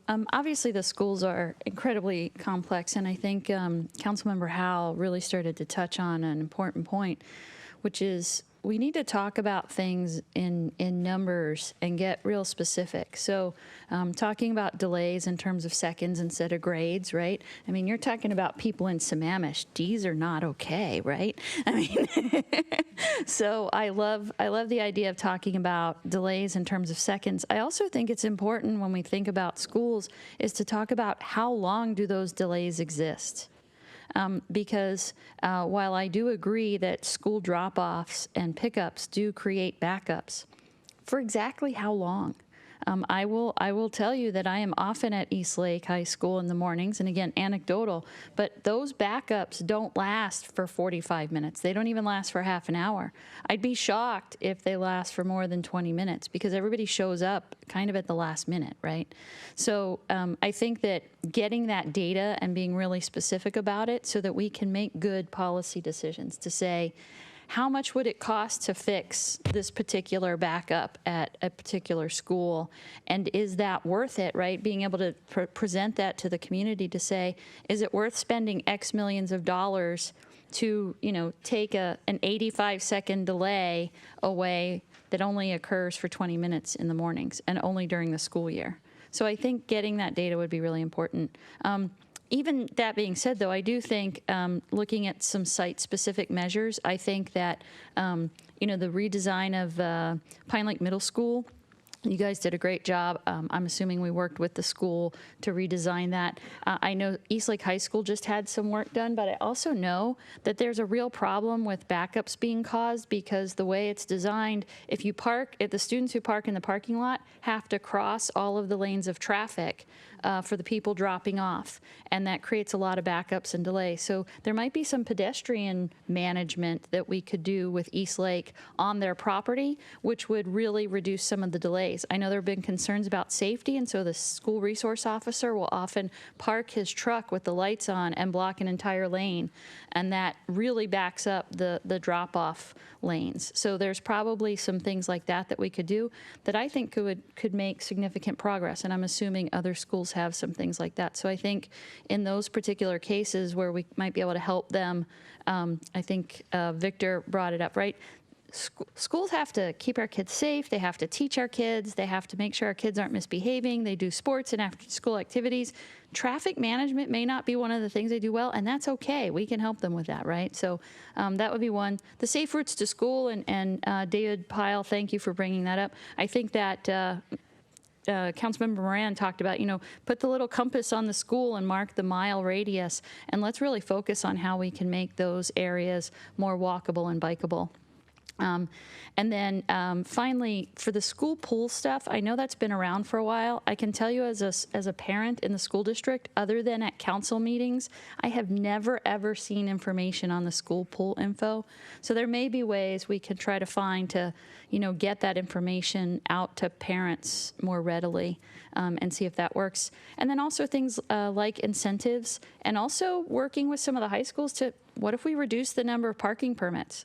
If so fewer kids can actually drive. There might be, again, other things we could look at doing and seeing what we think the results of those would be. So I appreciate all that work. And I also think what would be interesting, when I first joined council, we used to meet twice a year with the school districts, right? So the city council and the school board would meet. That might be a great opportunity. So all the work that the staff are doing, when you guys have things that you may need us to jointly make decisions or discuss, that would be a way to bubble those up. So that's what I think on the schools.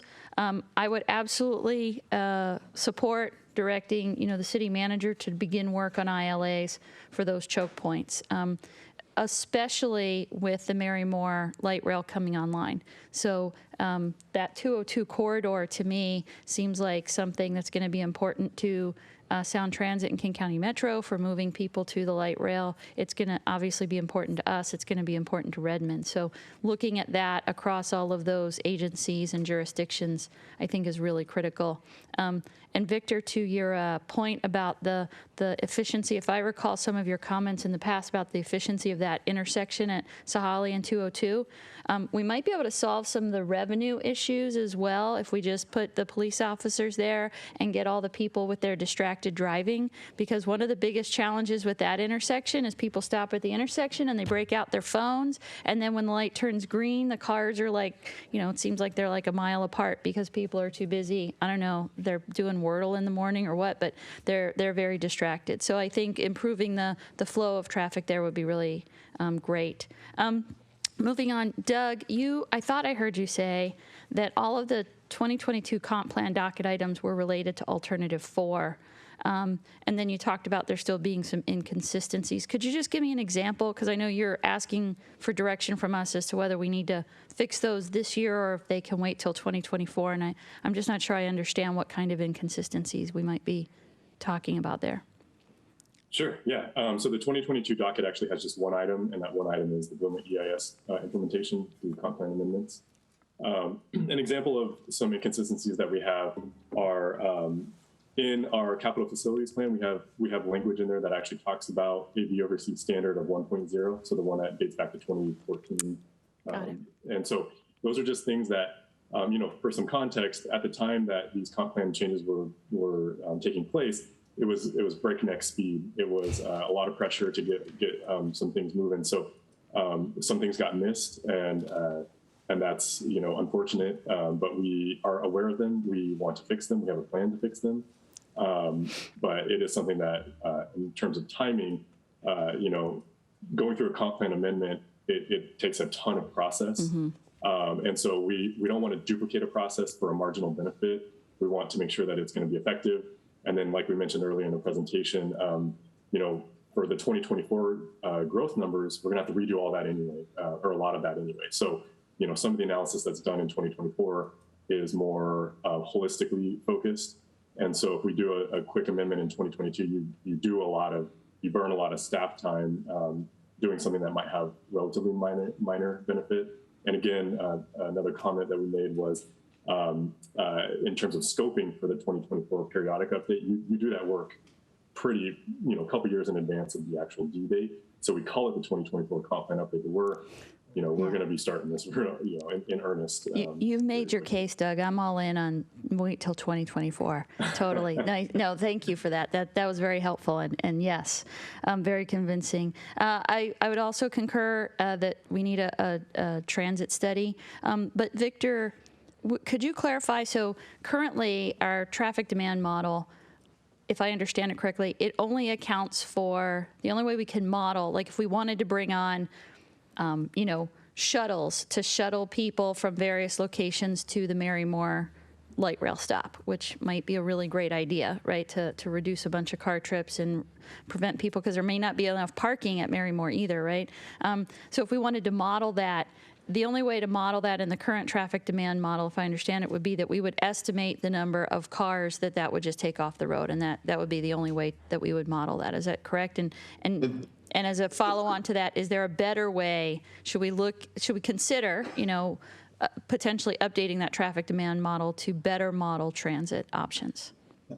Yeah, great. 2 questions and 2 answers. So, the current model can do a pretty good estimate because we can reduce that vehicle trip generation from 2 known points, from zone A in the city to the end of the network heading into Redmond. So we could say that, all right, for the traffic zones that are within, let's say, half a mile of the routes that are on 228, we're going to reduce the vehicle trip generation by 3%, assuming that they go into buses, but only the trips that go from those residential zones to the transit center in the morning or come back in the afternoon. So that's kind of an assumption that, all right, we're going to have whatever 4 buses and they're full, and we assume that. But as part of that periodic comp plan update, the current model was built and calibrated the last time you did one, going on 8 years. And so it is time to update the model, recalibrate it, and we can add some transit functionality. We have on our traffic engineering on-call team, we have another modeler that actually wrote the software that knows exactly how to add that functionality. And like I talked about before, we can go all the way from trying to predict, what zones in the city would use transit, maybe more than other zones. And if you wanted, again, I don't know that there'd be a lot of value in looking at the economic benefit of transit. I think it is a social choice in Sammamish versus, I'm going to save 30 cents a trip by taking transit. But we can look at that. And I would recommend that, the model's due for a recalibration and an update. A lot of things have happened since it was first built. Like a pandemic. Yeah, and I definitely think we need to look at a traffic study and really, think about, again, some real out-of-the-box ideas. Again, I think it was Councilmember Howe who talked about the last mile challenge, and what are some of the options that people might consider and things we might be able to consider of, can we provide Lyft or Uber services for people to get to the nearest transit center, so that, again, there does start to become an actual cost-benefit analysis, because owning a car these days, especially if you have teens in your house, can get very expensive. So there could actually almost be, it's not more expensive to, it's a lot more expensive to own a car. So I think that would be really helpful. Sound Transit has some really good examples that the city could use, because what they found is some of their newer stations don't get the ridership that they had hoped for. And it's because that last mile problem is people just cannot get there. And so they have some good scopes that the city could take a look at based on their experience with trying to improve non-motorized accessibility, essentially, to their transit stations. Awesome. Yeah, I love that idea. I just wanted to get some clarity, and I'm sorry, these are just in the order that I jotted down the notes. Just to get some clarity, the current transportation impact fees, if I understood what you guys said, are based on the 2014 code, so that no action that we've taken recently has any impact on any transportation impact fees that have been collected to date. Is that an accurate statement? And I can repeat that if you need me to. Yeah, I'll take a stab at it, and Jeff can correct me if I'm wrong, and Victor too. So the traffic impact fee is based on the 2014 traffic impact fee study, which was created in that framework at that time. And those fees that is the basis for the fees that are being collected today. Okay, so no impact fees that we've collected to date are impacted by any actions we've taken in the last 2 years, 6 years, 8 years. Right? The traffic impact fees were calculated based on that 2014 study. So whether we implemented V over C, whether we, implement alternative 4, alternative 1, that doesn't impact the current transportation impact fee value or any of the ones we've collected to date. Is that correct? Yes, I believe that's correct. And that's one of the things that we mentioned in terms of the order of operations. So once we get the new policies, squared away and all the updates, clearly under our belts, then we go into updating the program to reflect that. And so it could impact future impact fee values, but not the current ones, and nothing that we've collected to date. I think that's correct, and maybe Jeff or Victor. Victor's got his hand up. So, yeah. So it doesn't change the calculation. The calculation was done, based on the previous kind of T8 capacity version. So there's nothing you've done has changed that calculation. However, not having a V over C standard to define the projects that the impact fee is based on, there is some risk that some developer may want to appeal their fee based on digging into that, to saying, you have a fee calculated on a policy that you no longer have. So it's very rare that it would happen, but just, that the way you would, so you have a fee, it's adopted in an ordinance, someone would have to challenge it, but it is based on an older policy and an older methodology. But that became effective in 2017 when that council revoked the V over C that was in the code at that time. Right. Yeah, okay. So it's happened already, essentially. Correct. Okay. Thank you. I appreciate that. And then if I heard correctly, so I think you, Victor, you've already touched on our traffic model already looks at those choke points outside of the city. And so if we did work on and had a plan for improving things like the intersection at Sahali and 202, it would make sense to make sure we included those in the model, because it would obviously impact the traffic within the city as they flow towards that intersection. Right? Yes. Okay. Yeah. All right. Excellent. The traffic demand model, just to make sure I'm understanding this correctly, right? That the traffic model and concurrency, they're not related, right? So the traffic demand model models the traffic based on the conditions on the ground. Whatever LOS value we pick doesn't impact the traffic modeling, correct? Right. The LOS you pick doesn't. The facility we model does. So if we we either model the existing roadway, or if you make an improvement, we put the improvement in the model, and it might attract traffic, or the traffic actually does shift quite a bit. But yes, it's independent of your LOS standard. It is assigning traffic to the network based on high level number of lanes and intersection control type, but it doesn't care if it's B or C. When it gets to G, when it gets to really bad, it diverts traffic around where it sees more delay. Correct. But yeah, it's not. It doesn't recognize. D is fine for it. It doesn't do much when it hits D. And again, it really doesn't matter what our level of service standard is set to. If an intersection is failing whatever standard it is, again, it's all about what's happening on the ground, not about some policy on a piece of paper somewhere. Yeah. Now, one thing I do want to point out, because there was a public comment earlier in your meeting that identified this issue, is the current modeling we do. For concurrency, especially, it's looking at 43 distinct segments in multiple corridors. Sometimes when a segment gets overloaded, the model, not sometimes, the model does shift to other routes that aren't arterial. So for instance, the concerns about traffic volumes on 218th are because that's now become a faster route to Inglewood Hill Road to East Lake Sammamish Parkway than going east to get onto 228. So totally. So that's holistically, as you do this next comprehensive plan update, I would encourage you to look at sort of what happens to all the streets traffic perspective, rather than just 43 pieces of the network, because there are some unmonitored things happening. And Waze doesn't help with that either, right? We're trying to figure out. Yeah, it does not. It doesn't understand. That's right. It doesn't care whether we call that an arterial or not.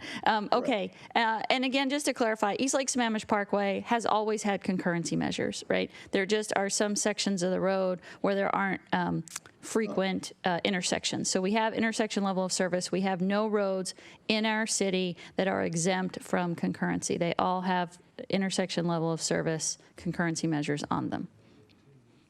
Yes, that is a correct statement. Okay, great. I just wanted to clarify that. And I think that the only thing I will touch on is the capacity. And I think that the challenge for me personally with the capacity in the V over C is that it is hard for us to estimate the capacity of our roadways accurately, as we've seen. So some of our capacity that we've assigned, or in that old model that we assigned to those, and I don't know if this impacts the traffic model, Victor, but some of the capacity numbers that we've assigned to roadways, we know is much less than the actual capacity that roadway can handle. And we know that because we've actually measured more capacity on those roads. So we know they can handle more. So I guess my question to you is, is there a capacity calculation in the traffic model for some of these roads that we should potentially go and review? Yeah, the capacities used in the forecasting model are not the same as your level of service standard. So the model can and does predict volumes, much higher than 950. It predicts the 1200 that you count now on East Lake Sammamish Parkway, and it predicts that goes up to 1400 in the future under various scenarios if you keep adding traffic. So it's not constrained to that number.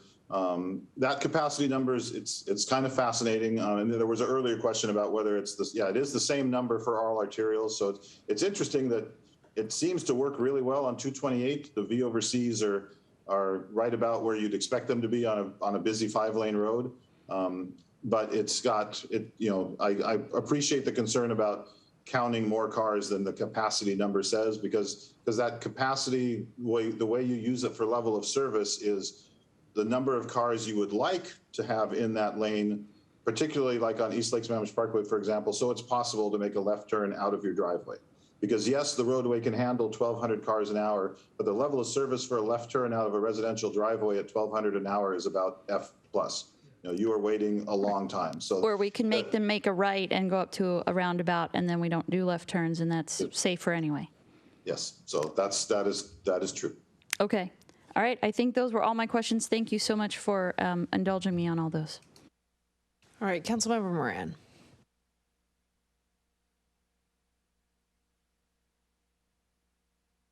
Good. I think I'm going to have a bunch of questions for you, and they're not in any specific order, so you're going to have to work with me here.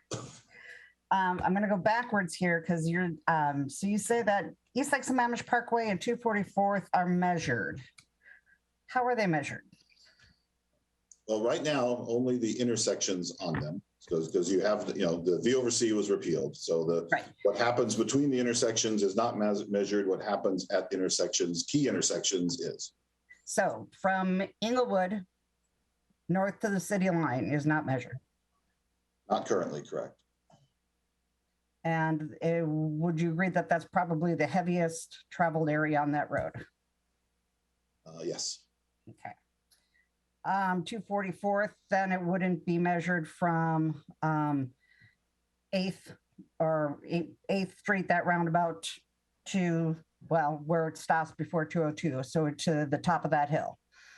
Correct. Which is also, of course, 244th, that's of course the heaviest burden on that road. Okay. Now, one of the things that we had talked about in the past was that one of the things the traffic model cannot pick up is the cars that are outside of the turn pocket. It doesn't notice them. It doesn't know if they're not in the pocket. It doesn't recognize them. Is that still the case? Yeah, the forecasting model is not very sensitive to that. And actually, it turns out, yeah, the operational models are not as sensitive as we would like. So, yes, you have to do a little digging to figure out how that limited access to the turn pockets works. Okay. So, so unless you're in that 5 or 6 car turn pocket and it's backed up for, especially in the mornings, you have no idea how many cars are sitting there because it only is measuring what's in that turn pocket.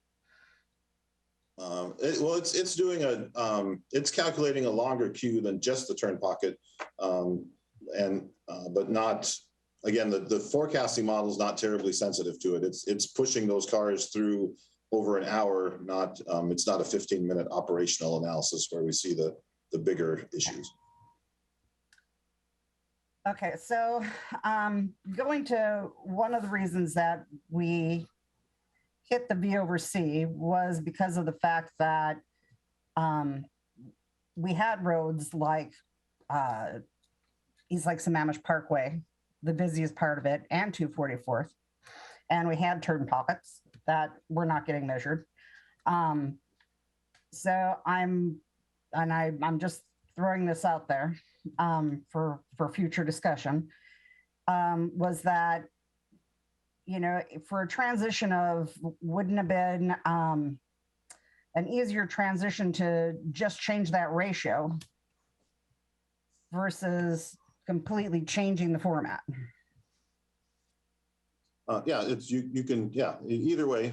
If you increase the volume to capacity ratio, right now it's about 950 per lane, but we're allowing a 1.4 V over C ratio, which is about almost 1,300 vehicles an hour, which is about the most we count in a lane. So when you combine the calculated capacity and the V over C allowance, kind of worst case of 1.4, you get fairly close to what's counted. And the assumption was what's counted is not acceptable.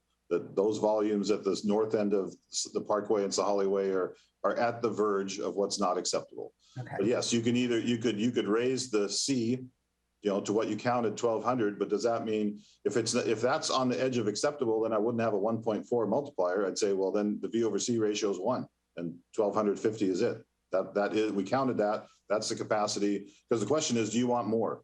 Do you want to have more traffic on East Lake Sammamish Parkway or Sahalli Way without it triggering the need for any improvement? If that's a qualitative policy decision, is what you experience now, is that acceptable? Because it's about 1,250 to 1,350 vehicles an hour. Is that okay? Regardless of how we calculated the first decision on a policy basis, is that okay? Is that what you like to experience as a driver? Right. Okay.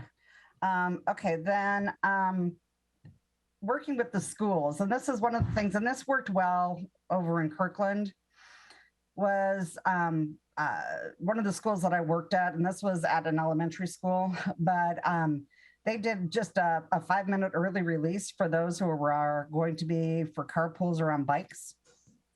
And I'll tell you what, the kids loved that because they got to leave all their other classmates who had to sit there at their desks and, had to sit there and wait.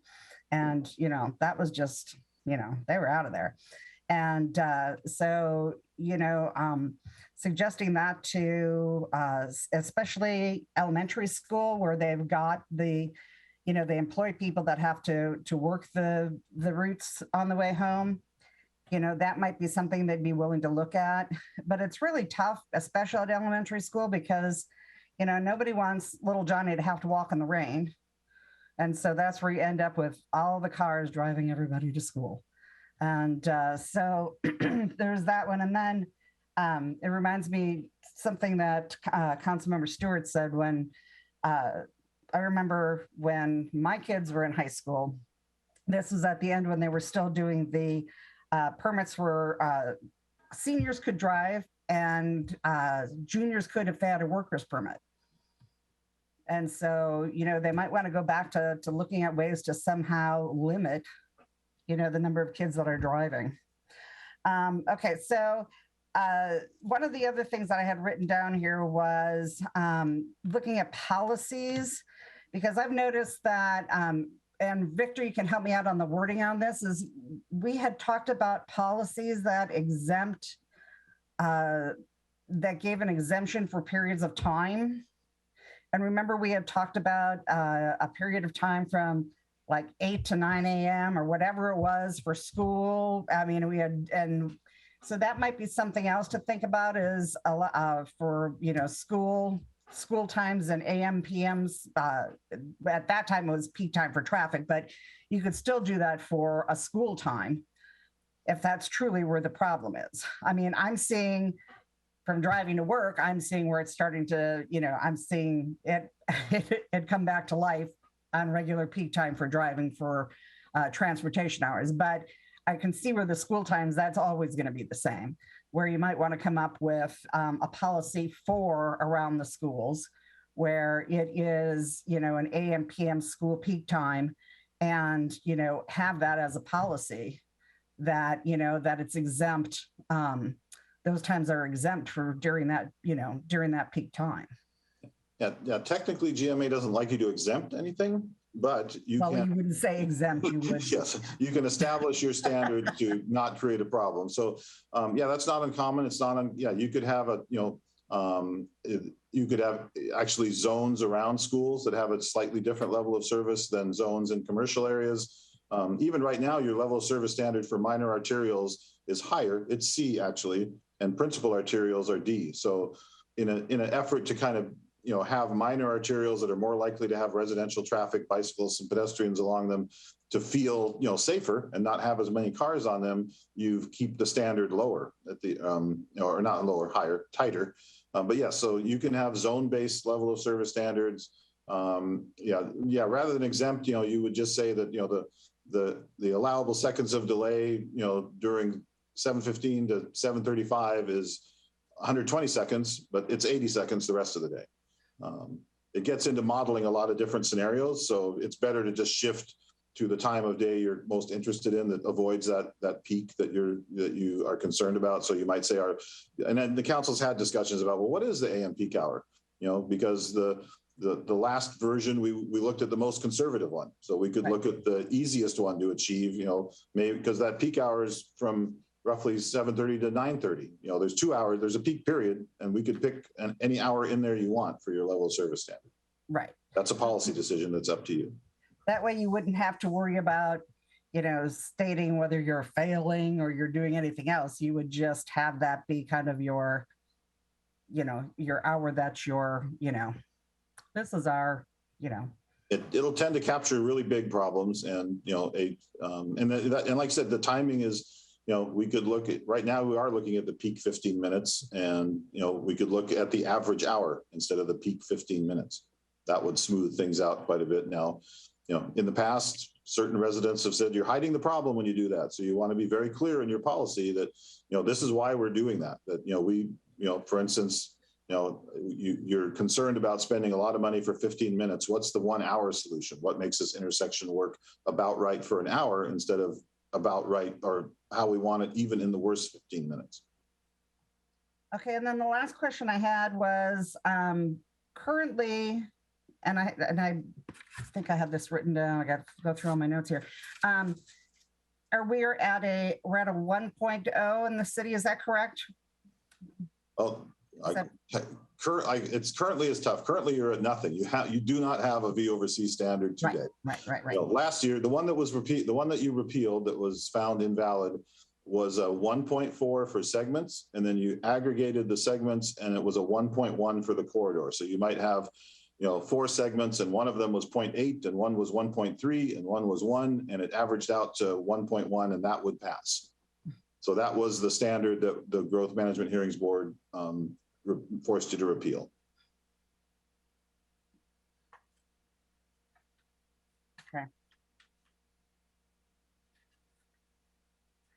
Okay, and if so, from direction from, and I'm asking just of what is an easier path forward? Since staff has been working on this for what, 2 years, 3 years, is it easier to change the ratio, or is it easier just to start over with a level of service? Who are you asking? Hot potato. Nobody's going to answer my question. Okay. Well, I could answer it. So we take direction from City Council, and whatever the direction is, we will have to. Good answer. Okay.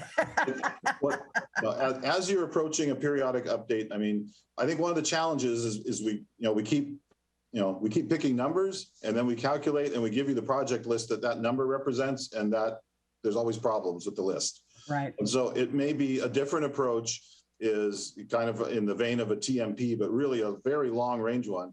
Ultimately, what do you want every foot of every arterial to look like? And then we can engineer a level of service standard that gets you there in whatever time period from a policy perspective you also think is correct. So, because is it, and the policy could be East Lake Sammamish is going to be a 2-lane road with shoulders on each side. That's great. That's all we expect for the next 50 years. Or Issaquah Pine Lake Road really should be built to our arterial standard from Klahani to Issaquah Pine Lake Road, and we want that to take 5 years.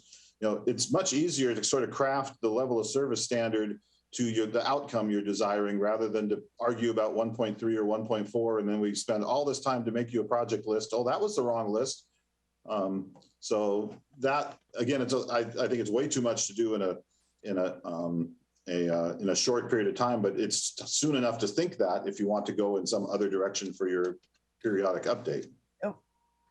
But the only thought that I would have is the one thing that was missing out of the TMP we did before is there was never a clear designated emergency route out, at least not for the north end. Mm-hmm. And for somebody who would look at it and look at, what if there's a wildfire? What if there's an earthquake? What if that pipeline across the top of the plateau bursts? What if one of a million things happens? There's got to be an emergency exit up there. So, yeah. So, I was at a meeting a few weeks ago. The city is starting that plan right now. And one of the things I recommended to that team is that they're going to assess evacuation route times with your current condition. But I think it'd be really interesting to see what is the effect of certain additional lanes on emergency evacuation time. So you can at least have you want numbers. So, all right, they use a different model. It's not similar to one we use, but it's one specific to emergency evacuations, but it is sensitive to intersections and numbers of lanes. So they could tell you the difference between the evacuation time of a 2-lane road or a 4-lane road from point A to point B anywhere. Okay, thank you. Good to see you. Yeah, nice seeing you again. All right. Sorry, I have a couple as well. So first, I think Councilmember Trini, you were mentioning the Transportation Committee, and I don't know if you meant, I think you said consultants, totally support committees definitely even coming back. So if that could have either a council liaison or, 3 people a part of that to kind of dive into that stuff as well, that'd be awesome. And then the transit study, of course, I support it. I definitely encourage leveraging Sound Transit and Metro wherever we can. I know, Sound Transit owns the equipment, Metro operates everything, so it's a little bit odd sometimes, but Metro did have a survey last year about the 269 bus service. It was a very interesting survey. I was confused by it. And so I think just, having that conversation with Metro, and then I know, Doug, you had mentioned too, like, they will reroute it. They will be increasing service to the 2024 light rail station opening. But then I think about, everything, the safety of it, the lighting, covered bus stops, all of the things that like make that kind of more attractive as well. I'm one of those that drives up to the Highlands to catch the 554 to Seattle. So I don't actually use the 269, but would love to eventually. And then lastly, Victor, for the 202 improvement, totally in support of having an ILA. And I couldn't tell what you were saying, but I also would support a segment of road improvements on Sahali. But does that conflict with doing alternative one, or can we still have the alternative one and road improvements? Yeah, no, the alternative one, essentially, it will require intersection improvements be concurrent with development. It won't preclude you from doing any roadway projects. They just will be at your discretion when you want, for whatever reason you want. So it won't be that development A shows up and triggers a problem that says, oh, this road needs to be widened now. It's just city council at their discretion. Every time you do your 6-year TIP, you can reorganize, add, subtract projects, change their timing. You just wouldn't be, the linkage between the time of a development occurring and the time of your roadway project happening, or where it is, would not exist anymore. The two completely separate policy decisions on where a roadway improvement is. So it doesn't restrict you from doing anything. It just doesn't require development or you to do anything concurrent with development. Perfect. Thank you. I just wanted to make sure. I thought I heard a conflict, but that makes sense. That's all I have. Is there anything else? I know you guys are looking for some actual direction here. Doug, we'd be on to item number 5 now, dealing with the resolution, I think. Is that correct? Or an actual item from the council or something? Effectively, it's item number 5. The presentation was both, covering both. So there's no additional presentation. But the question on agenda item number 5 is for council to consider the approval of the attached resolution in Exhibit 1. Which we covered in the presentation a little bit. I will add that given all this great input, I think our job is to kind of distill all of that, understand what it looks like moving forward, the impacts of the 2022 work plan. I heard a lot of support for the transit study, the traffic analysis around the schools, ILA, and then also moving the amendments to the 2024 update. So I think, collectively we'll come together, we'll talk with Scott, we'll talk with Carrie, and get together a better, schedule essentially for when all this comes before council. I think also some of this will feed into the draft biennial budget that will be coming up, in a few months. Some of these things do have costs associated with them. So we just want to make sure that we acknowledge that, and that some of this will be kind of long-term, some of it's a little bit shorter term, but yeah, I just want to make that note. Thank you. Jeff, go ahead if that's all right. Yeah, I just wanted to defer if we missed anything from interim city manager Scott McCall, because we also talked about we don't have to take action tonight. We could come back at some point. So interim city manager, was there anything you wanted to add? I'll defer to Councilmember Lamb first, and then I'll come back to that. Go ahead, Councilmember Lamb. I was just looking at the resolution, and in the resolution, basically what Doug said, there's some things that we need to decide because the resolution, it's still mentioning things that we've discussed tonight that may no longer be accurate. And that's a great point, Councilmember Lamb. I think we can revise the resolution and come back potentially on the consent agenda item for the next meeting and have that be approved that way as well. There's a couple options, but you're right. We probably do need to revise a little bit and potentially add in another section. Just again, we probably need to talk internally on how to make this all mesh together. But thank you. Councilmember Treen. Yeah, I agree with Councilmember Lamb. Thank you. Councilmember Howe. If we wanted to consider something that was not been discussed particularly, it was actually something that Jeff Alakish had brought up at one point and something Victor actually kind of touched on, I think, which was if you look at the world a little differently from what do you want it to be, it's if you start from there, how would we, if we wanted to do that, if we wanted to have a series of templates of this is what we think a great street is, this is what we think a decent, corridor is, or a great intersection, and start from a templatized process, is that something that would be factored into this, or is this a completely different discussion? Starting Victor, from your thoughts, and then I can starting add at the on to street it. level first. Yeah, to me that's essentially your periodic comp plan updates transportation element is establishing those policies should then establish what your roads look like.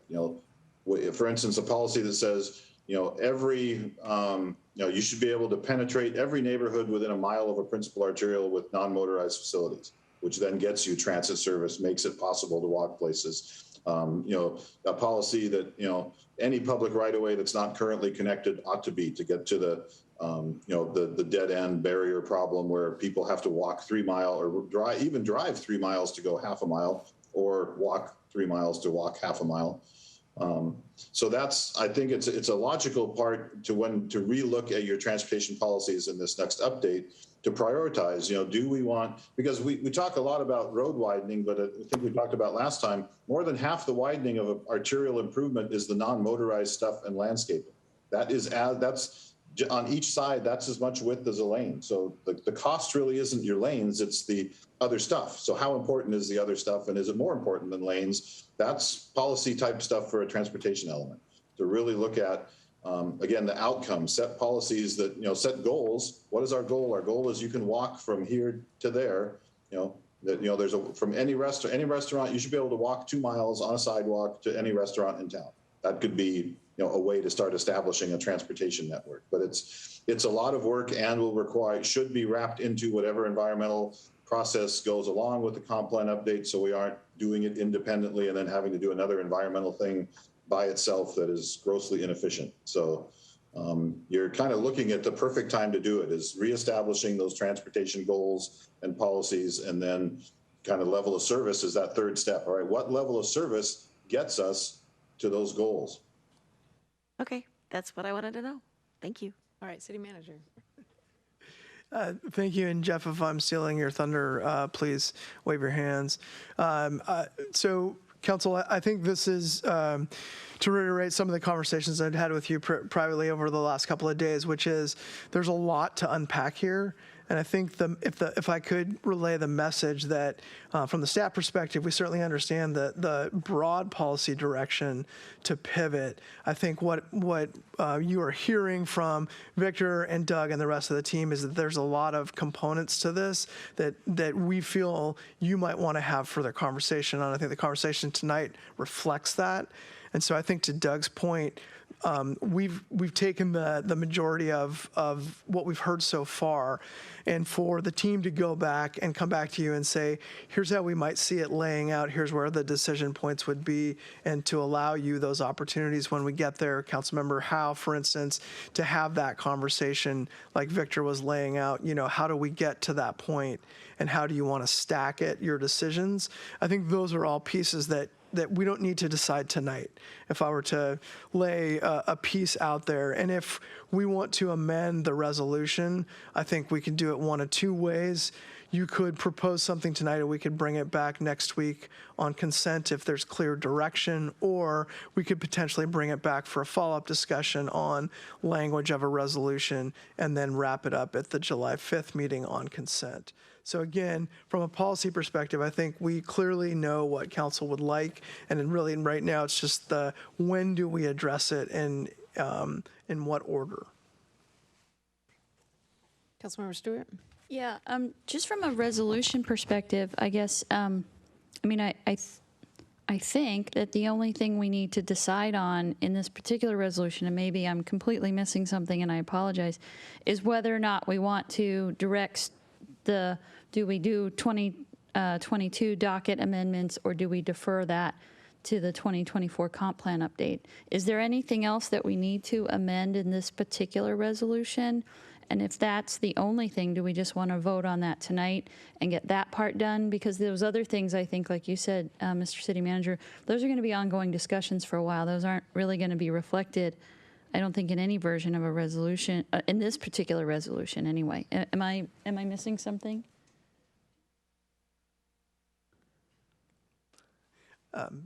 From my perspective, no.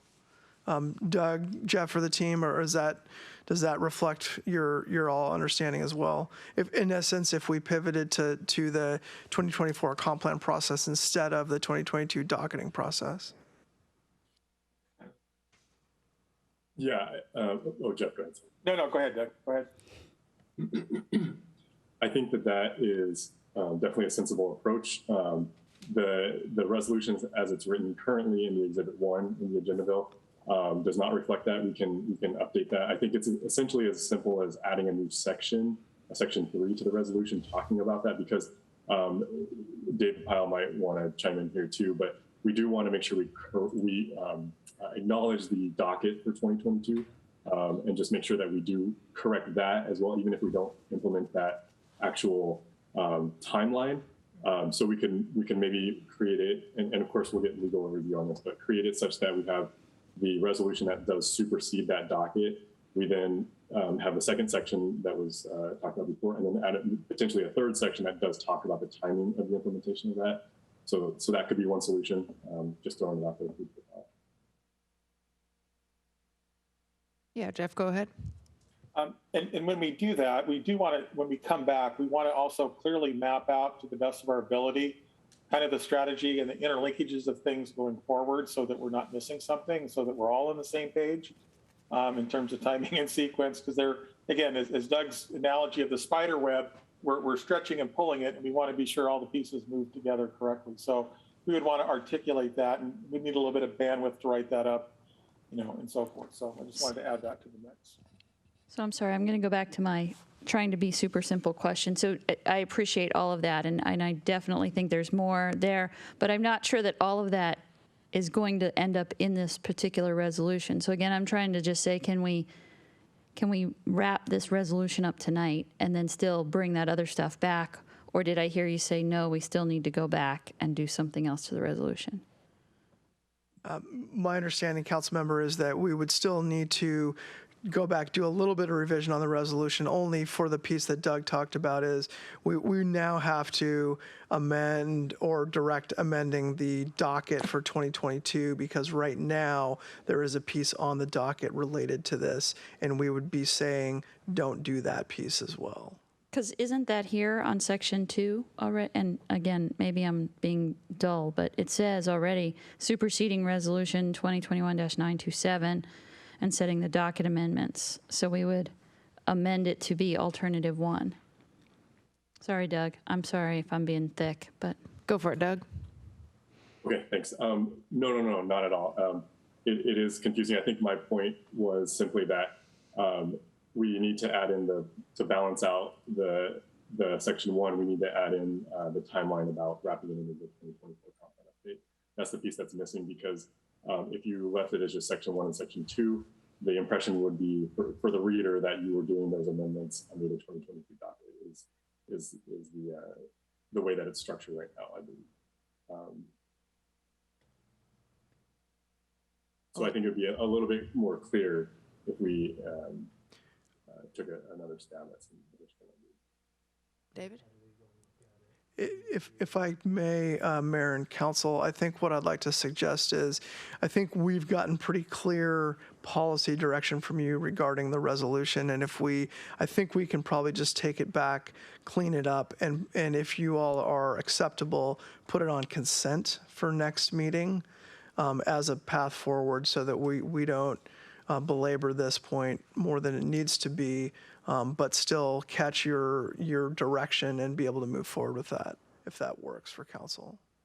Yeah, that sounds good to me. At least to have like the final before us instead of us trying to like you were saying, Councilmember Stewart, trying to make sure we had that correct language. I'm good with that. Does that work?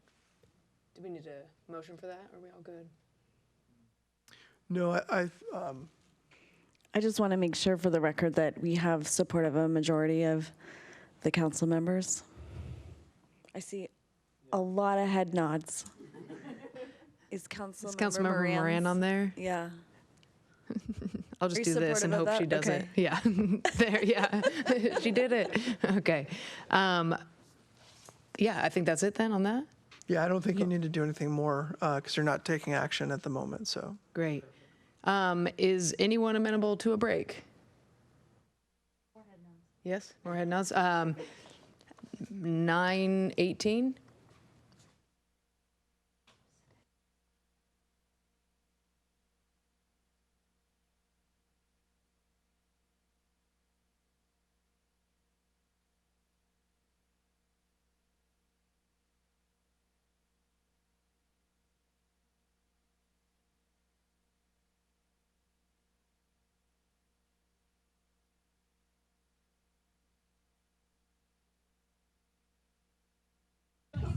All right, we're going to go ahead and get started.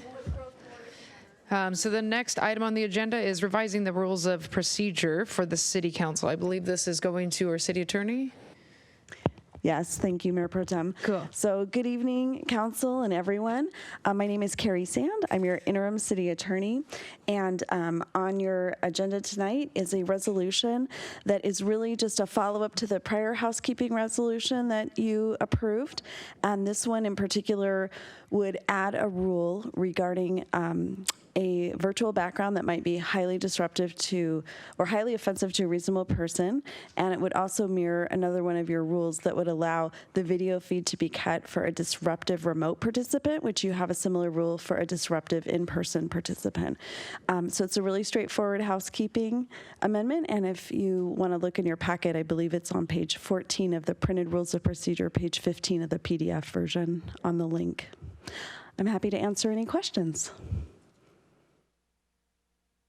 All right, council, do you have anything? Oh, Councilmember Stewart. I move that we adopt whatever, sorry, I don't have my agenda suddenly in front of me, that we adopt it as written. Thank you. I will second that. Do we have any discussion? All those in favor say aye. Aye. Aye. Aye. Opposed? All right, by a vote of 6-0, resolution R2022-958 passes. All right, next is discussion, stormwater rate study, draft issue papers, and operational program levels of service. So I believe we are back to Jeff's team. Jeff, Audrey, Stephanie, and then looks like some consultants. So I will pass it to you when you're on. Thank you, Mayor Pro Tem. I will defer this item over to Audrey. I'll be available for Q&A, but Audrey will lead this effort. Audrey? Jeff, as our consultants come on board, I can get this item going. Good evening, Council. My name is Audrey Sarcy, Deputy Public Works Director, and this evening we plan to discuss the stormwater rate study. This is the second meeting that we've had about this year, and we have a series of meetings throughout this year until this effort is completed. In the first half of our presentation tonight, we'll be discussing the two issue papers that were prepared by our consultants FCS group. And I am joined this evening by Tagi Acker and John Garducci. They're both coming on board right now. The second half of the discussion will be led by staff. I will be presenting along with Stephanie Sullivan, our Senior Stormwater Program Manager, and Jeff will be available to assist with Q&A. So as they are coming on board, I'll let them get situated, and then Tagi, whenever you, excuse me, whenever you are ready, please get going.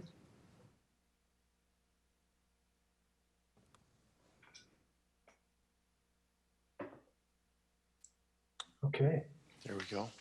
I'm signed in. Can you guys hear us okay? Yes. So I'll actually be starting us off as soon as we get the screen sharing going. I'm John Gillarducci with FCS Group. I'm a principal with the firm, and stormwater rates have been a focus of mine for most of my career. Tagi is the project manager on the assignment. Share the screen here, and we'll be ready to go.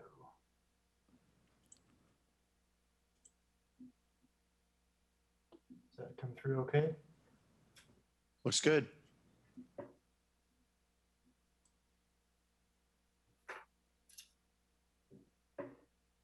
Okay, thanks, Tagi. So the first couple slides, I'll start, as I mentioned, a little bit of background. We were contracted to do a stormwater, surface water management utility rate study and system development charge update back in March.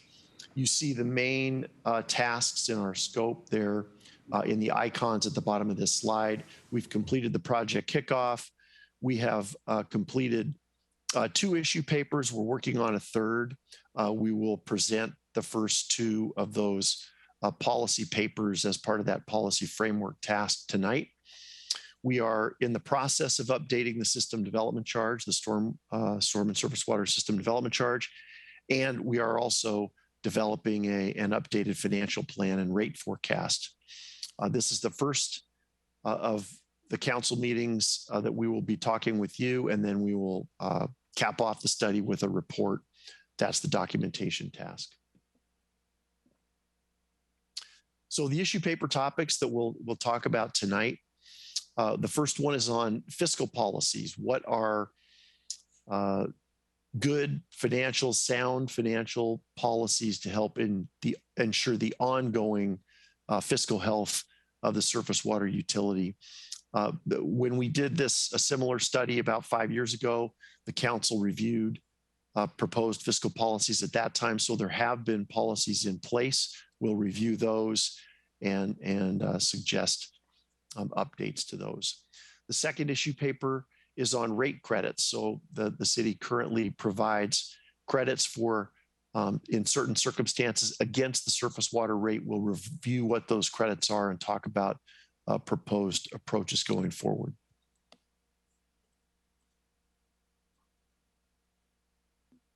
All right, thanks, John.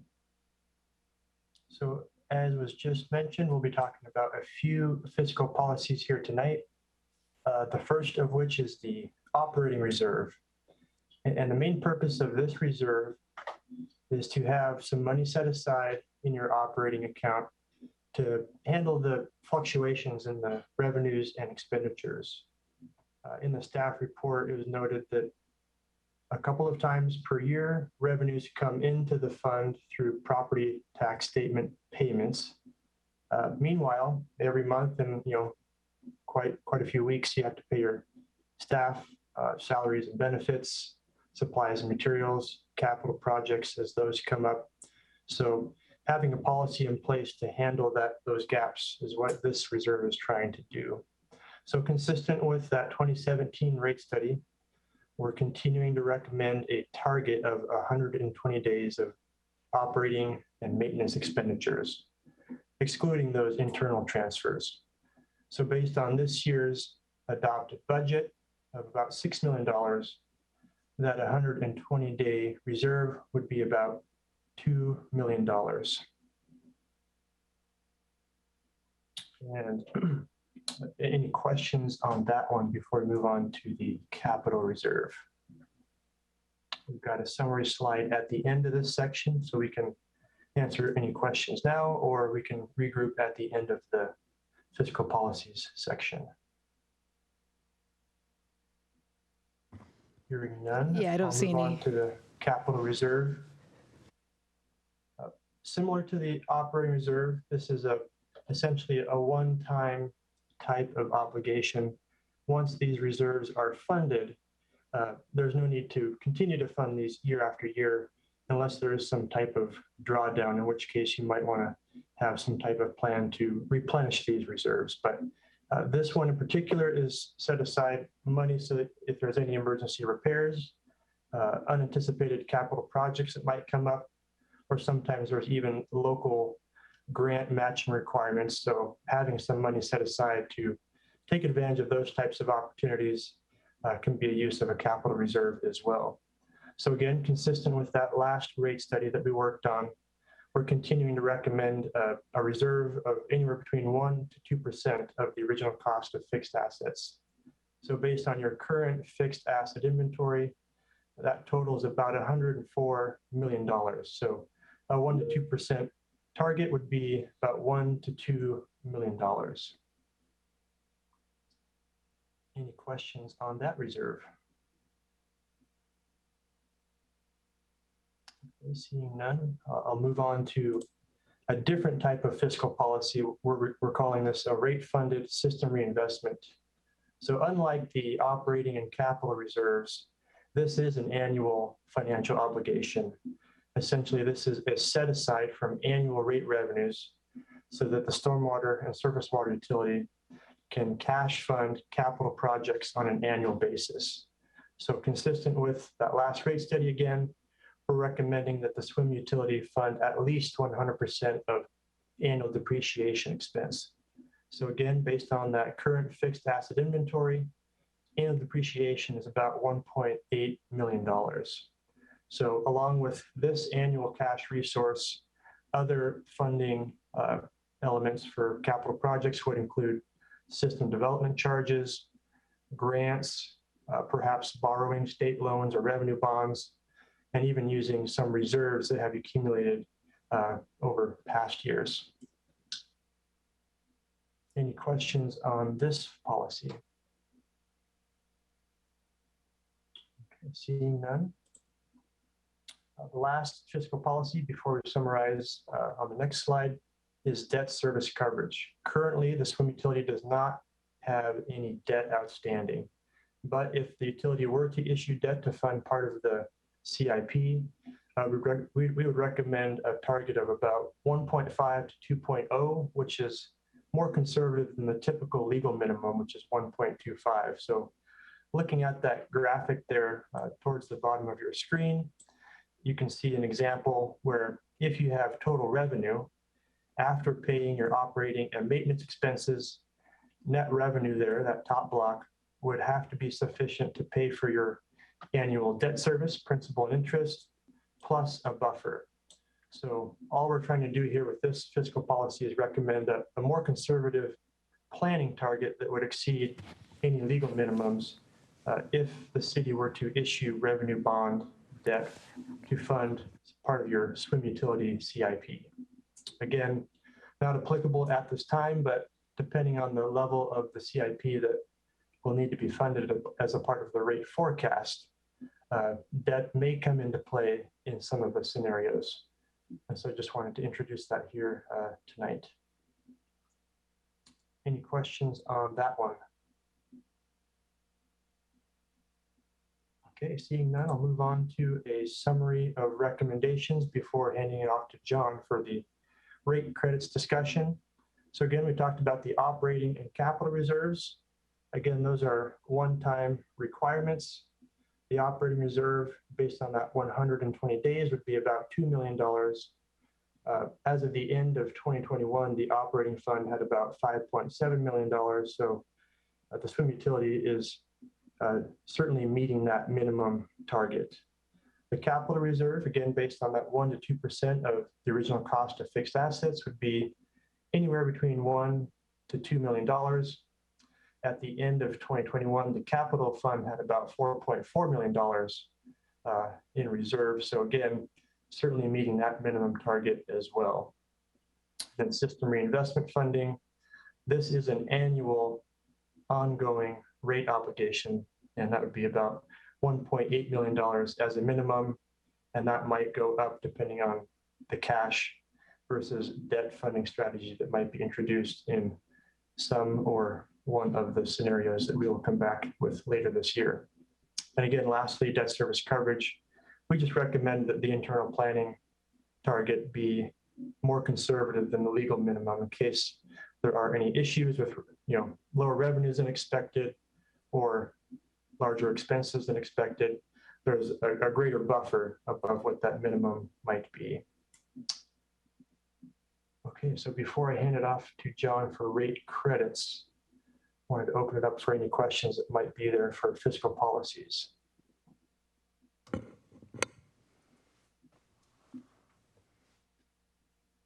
Sorry, Councilmember Trine. No, that's good. Thank you. So first, okay, so the number one question that comes to my mind is, how sustainable is this plan?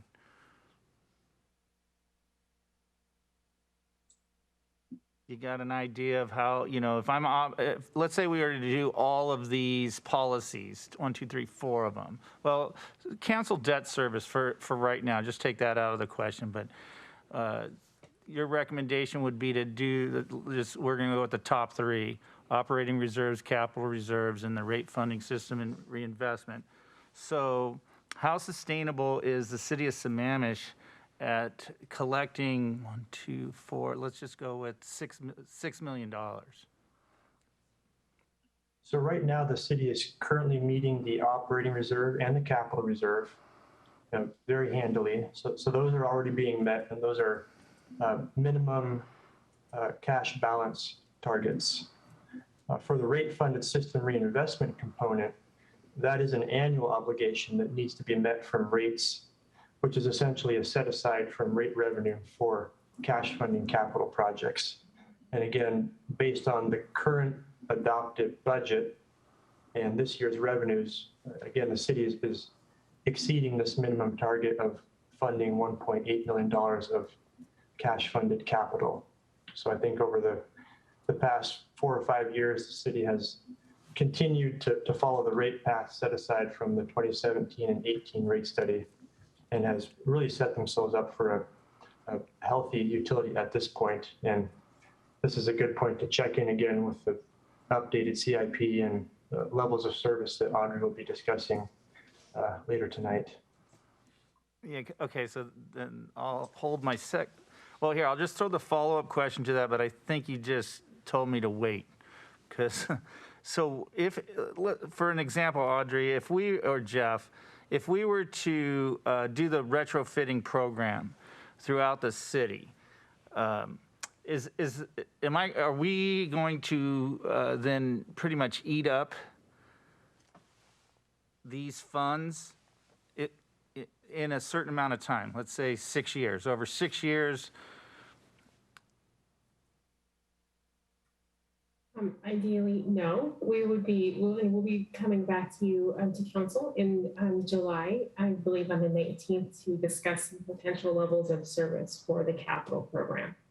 So ideally, these reserves are just that. They are a reserve, especially the capital reserve. That would be truly reserved for an emergency, or perhaps there's a really wonderful grant opportunity that comes along that we're not able to fully fund the match or something like that. But ideally, it's really reserved for that emergency, that pipe that fails in the middle of a road or something that we would need to use funding, if on an emergency or expedited basis. So we want to ideally keep those reserves at that reserve level almost all the time. Aggie or John, did I miss anything? I think that was well stated. And any rate plan that we bring for council's consideration will certainly keep these reserves in mind. And any deviation from that will certainly call out in that presentation. But our goal going into the rate setting process would be to present rates that would fund not only the operating and capital projects, but also be meeting these fiscal policy recommendations, which are essentially a continuation from historical practice over the past 5 years at least. Thank you. Back to you. All right, Councilmember Howe. My question is around, is that backward look of 5 years, how much is that I assume the standard way to assess how to come up with these fiscal recommendations versus taking a look at what the potential future could look like? Are these reserves going to be sufficient, for example, to see us through a downturn if you're looking at a 7-year cycle? That's a good question. So the rate forecast that we will be developing over the next 4 to 6 weeks or so will be taking into account the new CIP, the current adopted budget, and any potential changes to that adopted budget through the level of service options that we'll be bringing forward. And yeah, we'll be looking to make sure that each of the next 6 or 7 years at least, you'll be still meeting these based on the forecast that we'll be putting together. Thank you, because no forecast is perfect, I know. No. we do our best, but it's just a crystal ball. And if anything, the past couple of years have shown that, anything can happen. Yeah. And, yeah. Good luck with that, right? Okay, thank you. Jeff, did you have something? I was just going to add that the rates for stormwater are a little bit different than water and sewer. There can be some fluctuation because of consumption, conservation, those kinds of things. Stormwater is a square footage flat rate kind of approach. So we're pretty darn certain based on the units that are out there, what they're going to be in the future. And then what we're trying to forecast is how much growth is going to come in and what we're going to change as a result of, more housing or more commercial that's coming in. But when you have it's not like you turn stormwater off. There's always a bill coming in to the property owner year after year after year, as opposed to water and sewer. You can go to Arizona, shut your water off, and then come back, and your rates can change. So there's a little bit of difference there. I just wanted to make clear as well. Great, thank you. That's all. I don't see any more hands, so you can go ahead, continue.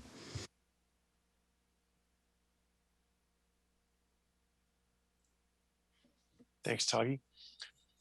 So the city's existing rate credits, again, applied against the surface water rate, are shown here. The city exempts qualifying low-income senior customers and provides, and this will be a focus of our discussion tonight, provides up to a 35% rate credit for on-site water quantity and water quality facilities.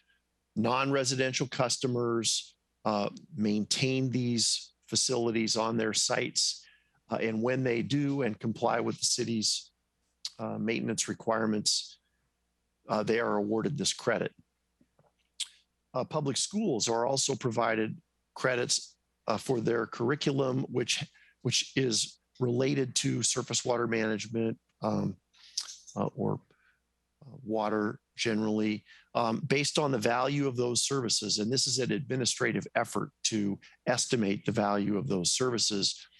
Those are then applied as in-kind credits against their surface water bill. There is also a statutory requirement to provide a 10% minimum credit for permissive rainwater harvesting for commercial systems. So that is also provided for in the city's code. Our recommendations, as you will see if you when you read the issue paper, we're recommending a continuation of the low-income senior exemption. We are recommending for the maintenance credit that the city no longer provide credit for simply complying with its regulations and reevaluate the sites that have on-site facilities, only provide credits when they are exceeding standards. So the facility would be larger than that required just for that development to some benefit of the surface water system in order to get a credit. For the public school credit, this one is a burden administratively. So our recommendation is that we look at ways to streamline that and try to limit the amount of administrative effort it takes to actually quantify the value of services provided by the schools in their curriculum. And then a continuation of the 10% credit for permissive rainwater harvesting for commercial systems, because that is required in state statute. There was also a note in the paper that the city may wish to explore ways to possibly fine customers who are not maintaining their on-site facilities and are therefore out of compliance to help fund a share of a code compliance officer. So that one's more for consideration. You may wonder how much revenue is lost because of the current credits provided. Those numbers are shown here, almost $250,000 in 2022 and $438,000 in 2021, the sum total of credits provided. It's obvious that the benefit of these credits is to provide a reward to people for doing things that are of benefit to the city. I guess where we have suggested that it's important not to be overly generous with the credits is many times the on-site activities of these customers aren't really reducing costs of operation for the utility. And so if you're giving away credits, for example, for complying with your own regulations, you may be providing more in credits than you're actually saving by their on-site activities, maintenance, and the inspection that it requires. Some of the challenges of the credit system, and there is no requirement to provide credits at all except for the permissive rainwater harvesting credit. But some of those challenges are the staff administrative time to track and continue to inspect on-site facilities and the maintenance of those facilities. It impacts the inspection schedule to do these 180 inspections approximately annually. And it's the one part of the revenue that can be a little difficult to predict. Now, it is a small portion of the revenue. The surface water utility generates over $9 million a year, but it does create some inconsistency in the revenue forecasts.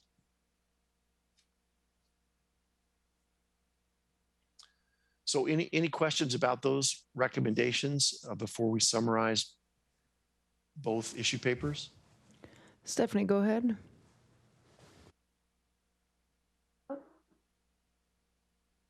Thank you. Sorry, John, could you go back to that last slide? There was just a small typo. The dollar amounts are reversed on those years. So it was 114 sites with 438,000, just for anyone who might have noticed. That makes it. So are the years reversed as well? For 2021, it was 114 sites and 437. Okay. So the dollars are correct by year. Thank you. Great catch. Councilmember Stewart. Excellent. That was one of my questions. Like, why did the number of sites double in 2022? So thank you for that. You already talked about the revenue amount, and it's a relatively small amount.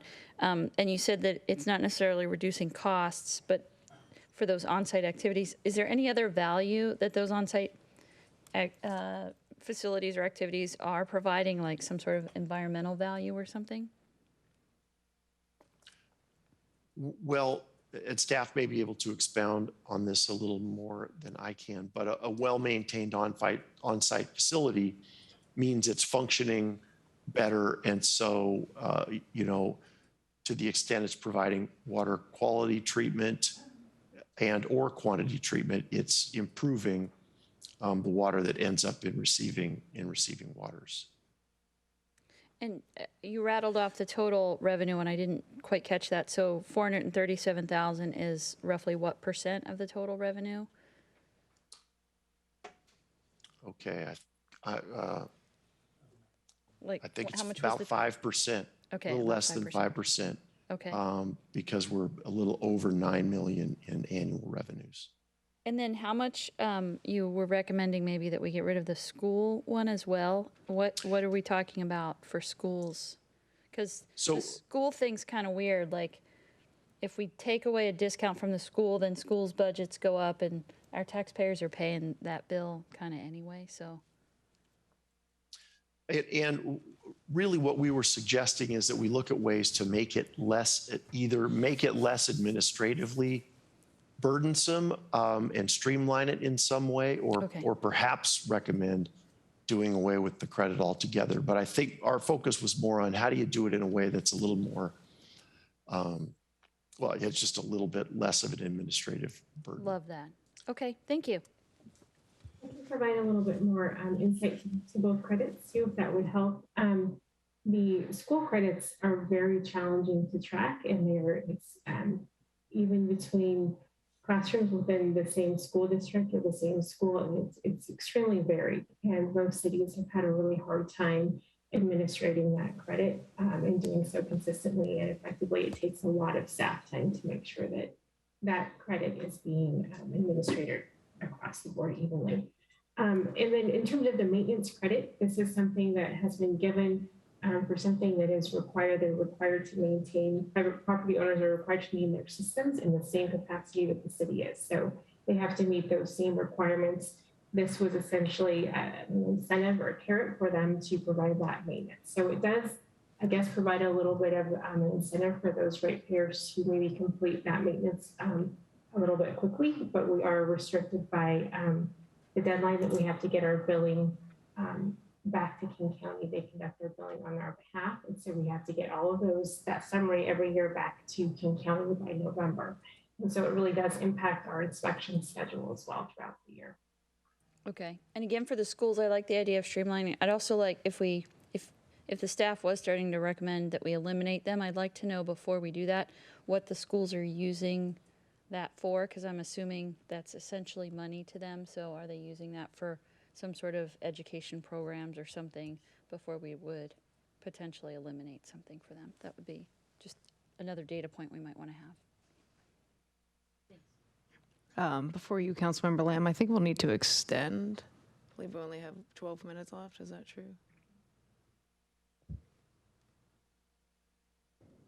Still have I move we extend for 15 minutes beyond our regulated time of 10. Or can we do that on a special meeting? We can't do that, can we? I thought What do had we to do end. here?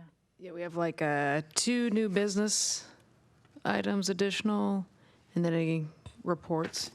I'm sorry, Mayor, there's actually a third one because you pulled something off the consent agenda. Calendar. Yeah.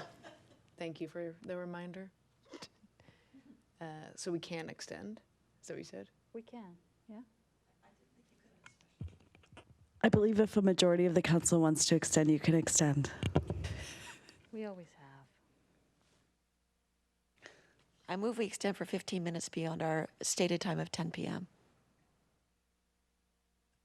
You think it's not enough time? Damn you. Okay. I move we extend till 10:30. I'll second that.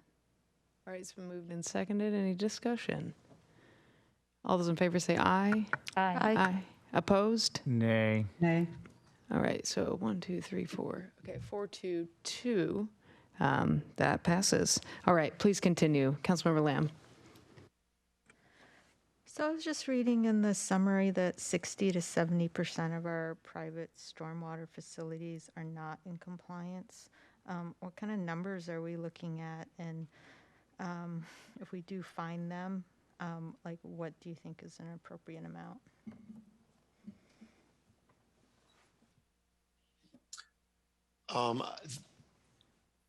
I'm not sure about the materiality of those customers because it's one thing to know how many customers, but the amount of impervious, the amount of billable area may be different. I know of only a couple cities who do that, who provide a penalty, and it's really at the policy describing. There are ways we could look at it analytically at the additional cost of compliance, and that would be funding a compliance officer or other costs associated. Beyond that, it would be a policy set penalty. I know that's not a very specific answer, but we don't know. That's not very specific. So do we know like what numbers we're talking about? 60 to 70% of private stormwater facilities, is that like hundreds or what? I can answer that. So we do inspect approximately 180 sites a year.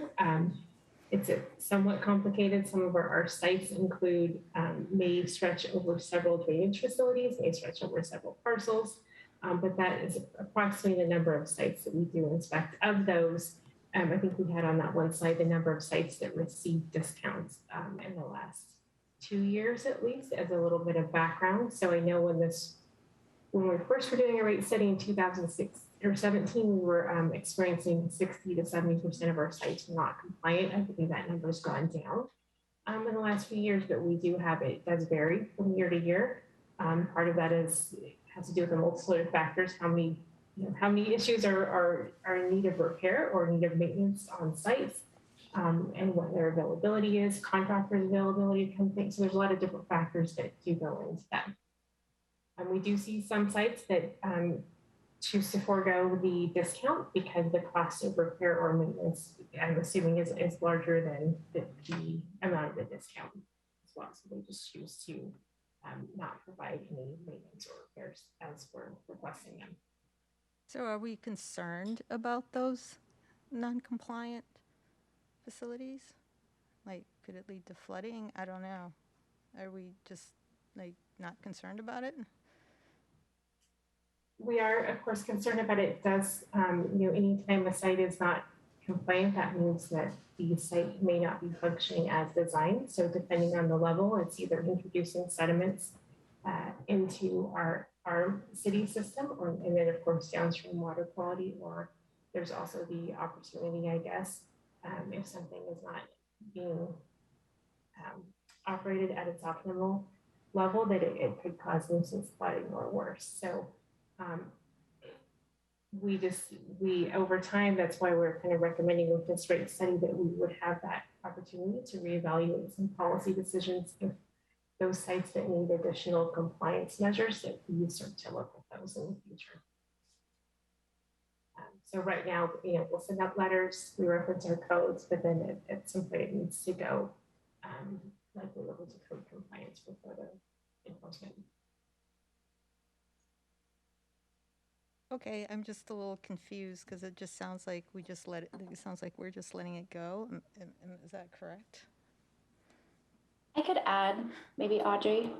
I think a good analogy is, a carrot to entice them to perform the maintenance in a timely manner versus a stick, which is the fines and enforcement.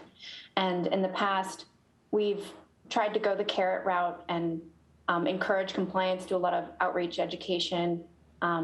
I think we struggle sometimes with these private facilities. They turn over in ownership. They can be difficult to reach. And then on certain sites, the maintenance costs can exceed $100,000. And so, that's a very large bill to go and do that maintenance. And our past policy wasn't necessarily to go after them with fines. So I think that's what we're asking, to understand the will of the council for taking away maintenance credits and then considering an enforcement mechanism if that be the best option. Okay, thank you. The enforcement process is a lengthy one. It requires a lot of documentation to it, and it would require staff resources. So that was something that we're considering as well.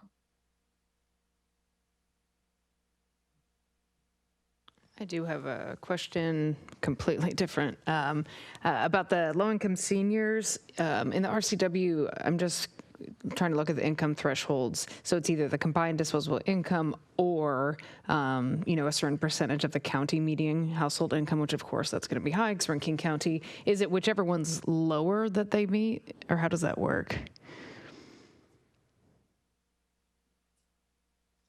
That is a great question. I believe that's typically done through King County handles all of the low-income senior discounts. So I'm good to know. Okay. County to get you the correct answer. Okay, cool. Sorry, that was way detailed, but all right, Councilmember Moran. Mayor, if I could just really quickly, if I could have whoever has the presentation screen up to just close that out so we can all see each other.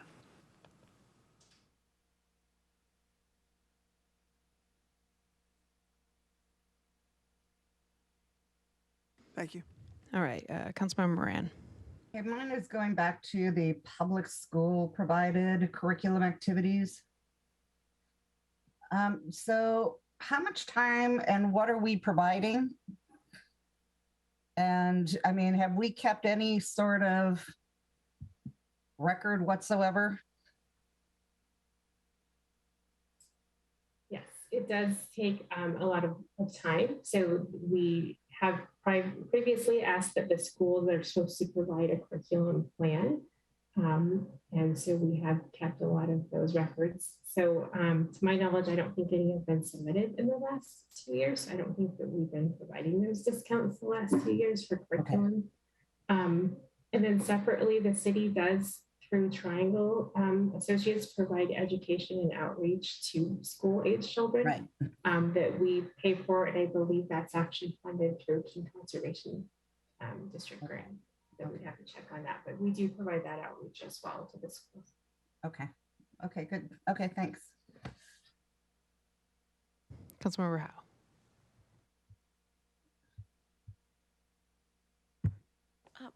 I was curious about when you talk about trying to collect these fees that are substantial, is there such a thing as private companies that do a bounty kind of program that actually go out to help, well, kind of partner with those entities that are in violation or are not in compliance to help them become compliant, and then those funds, instead of being a fine, go to paying that individual? Is that kind of what you're proposing as an opportunity?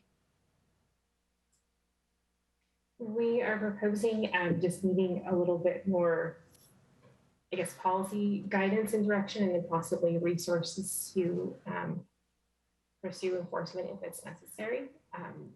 I was wondering if there's if there's companies that do it. I was just curious if there's. But I'm not sure about if there's. I haven't heard of that before. On behalf of the utility, we could look into it. Thank you. All right, I don't see any other hands. Oh, Sorry. yours is up?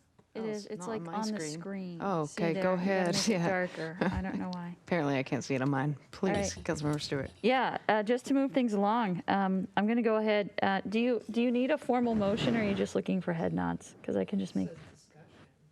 Well, it asks us if we agree to the recommendation, so I'll just go ahead and make the motion. So I move that we follow all of the recommendations for the fiscal policies for the operating reserve, capital reserve, rate funded system reinvestment, and if we ever do issue debt for the debt service coverage. And I guess we can do two. So I'll make that motion, and then we can do the other policies separately. I would second it. All right, it's been moved and seconded. Any other discussion? Or do you want to speak to your motion? Nope, I think they spoke to it already. All those in favor say aye. Aye. Aye. Aye. Aye. Opposed? All right, by 6-0, that first issue paper passes. And then for the rate credits, I would move that we continue to offer the exemption for low-income seniors. I would also that we continue to offer the state-mandated permissive rainwater harvesting credit for commercial customers, that we reevaluate how we interact with the school-provided curriculum activities, and that we explore efficient ways to administer guidance and possibly find customers that are out of compliance, and use that revenue to potentially fund a share of a code compliance officer. I'm not quite ready to say we get rid of the credit yet, so that would be my motion. It would be 1, 2, 4, and 5. I would second that. And then I will speak to this one just to say that given that if we could actually have a compliance officer, I like the idea of having carrots and sticks, not just one or the other. So I'd be willing to kind of explore that. And if staff finds that the dollars don't work out and we have to reassess what that maintenance-only credit is, then we can readdress that at that point in time. Thanks. All right, is there any other discussion? All those in favor say aye. Aye. Aye. Opposed? Nay. Nay. All right, by a vote of 4-2, I hope someone captured the points. Which ones you amended? 1, 2, 4, and 5. All right. Is that all for that piece? I know you guys said you have a third paper. You'll come back. Cool.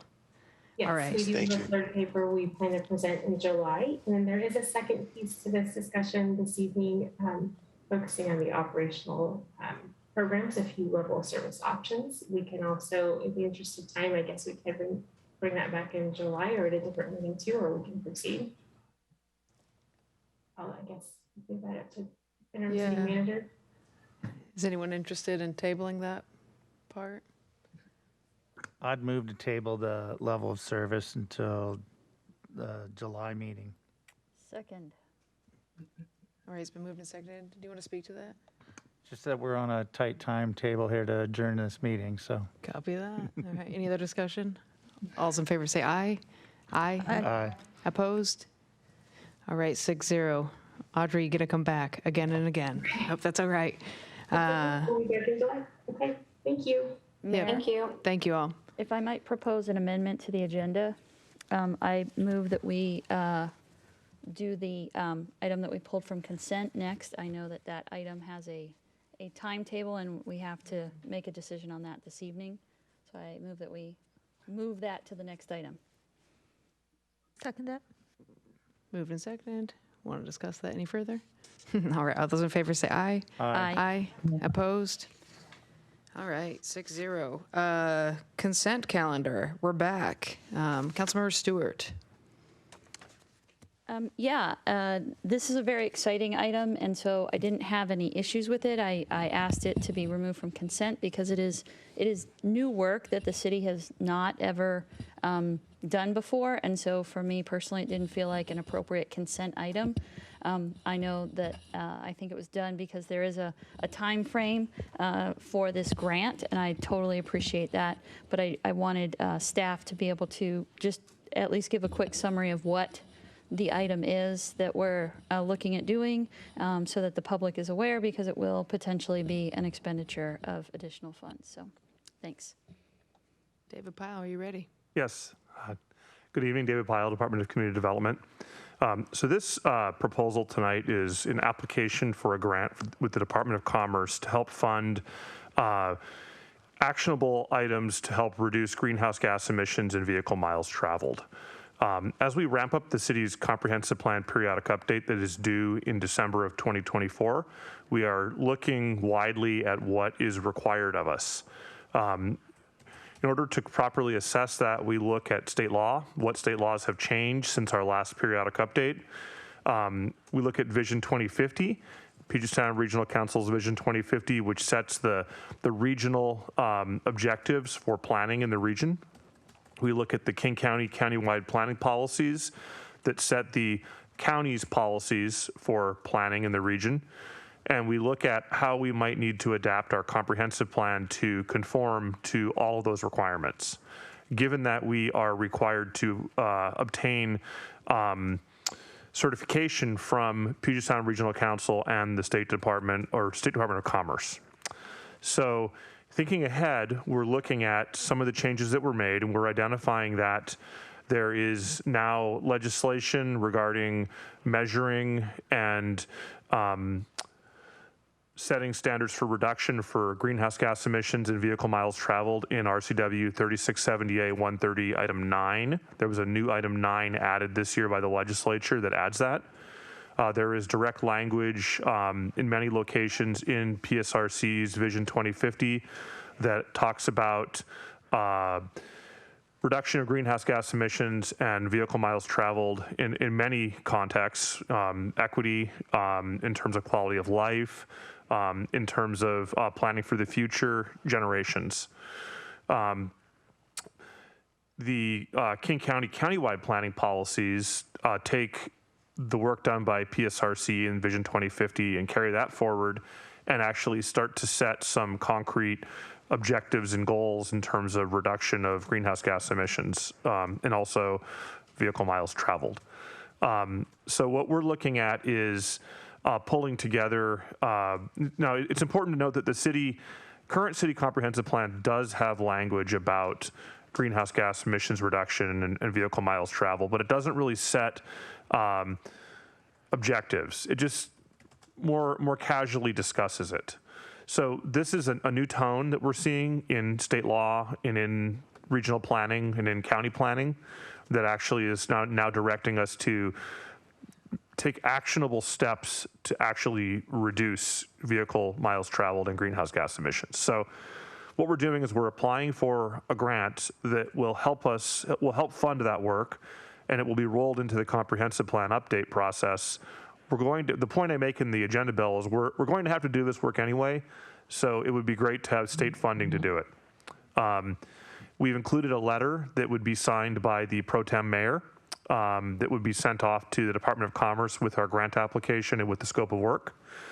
The scope of work is watermarked as draft. That is not fully set yet. We're finalizing the grant application, and there might be some minor adjustments made to it in order to account for some of the requirements of the grant. With that, I'll turn it over for any questions or any comments. All right, Councilmember Stewart. Yeah, I'm going to go ahead and make the motion that we ask the mayor to sign the letter and direct the city manager to have staff apply for the grant. Councilmember Lamb does have a question, but I think we can do that at least as part of the second that motion, after. maybe? Yeah. Is that? Oh, it was just a question for David. Yeah, do you need a second first? We need a second, and then it can be brought up during discussion. Yeah. Yeah. Second. All right, it's been moved and seconded. I'll go ahead and speak to my motion, and then I promise I'll turn it right over. I just want to point out, I'm so excited by this work because Sammamish was one of the founding cities to sign on to the K4C, which started in 2012. And this is the first time I've seen us actually have a work plan to actually start measuring our greenhouse gas emissions. So, woohoo! Thank you. Councilmember Lamb. Thank you. Thank you, David. I am excited as well, and I definitely am supportive of this. I don't see like when we are actually going to start measuring. Is that like the next step? Because I don't see it in this grant.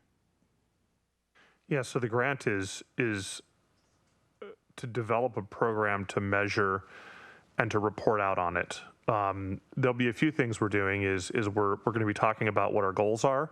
We're going to be talking about ways to measure, and we're going to be talking about actionable ways that we could actually bring about reductions in GHGs and VMTs.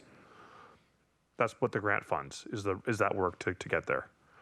Okay. So we're looking at 2024 before we start actually measuring?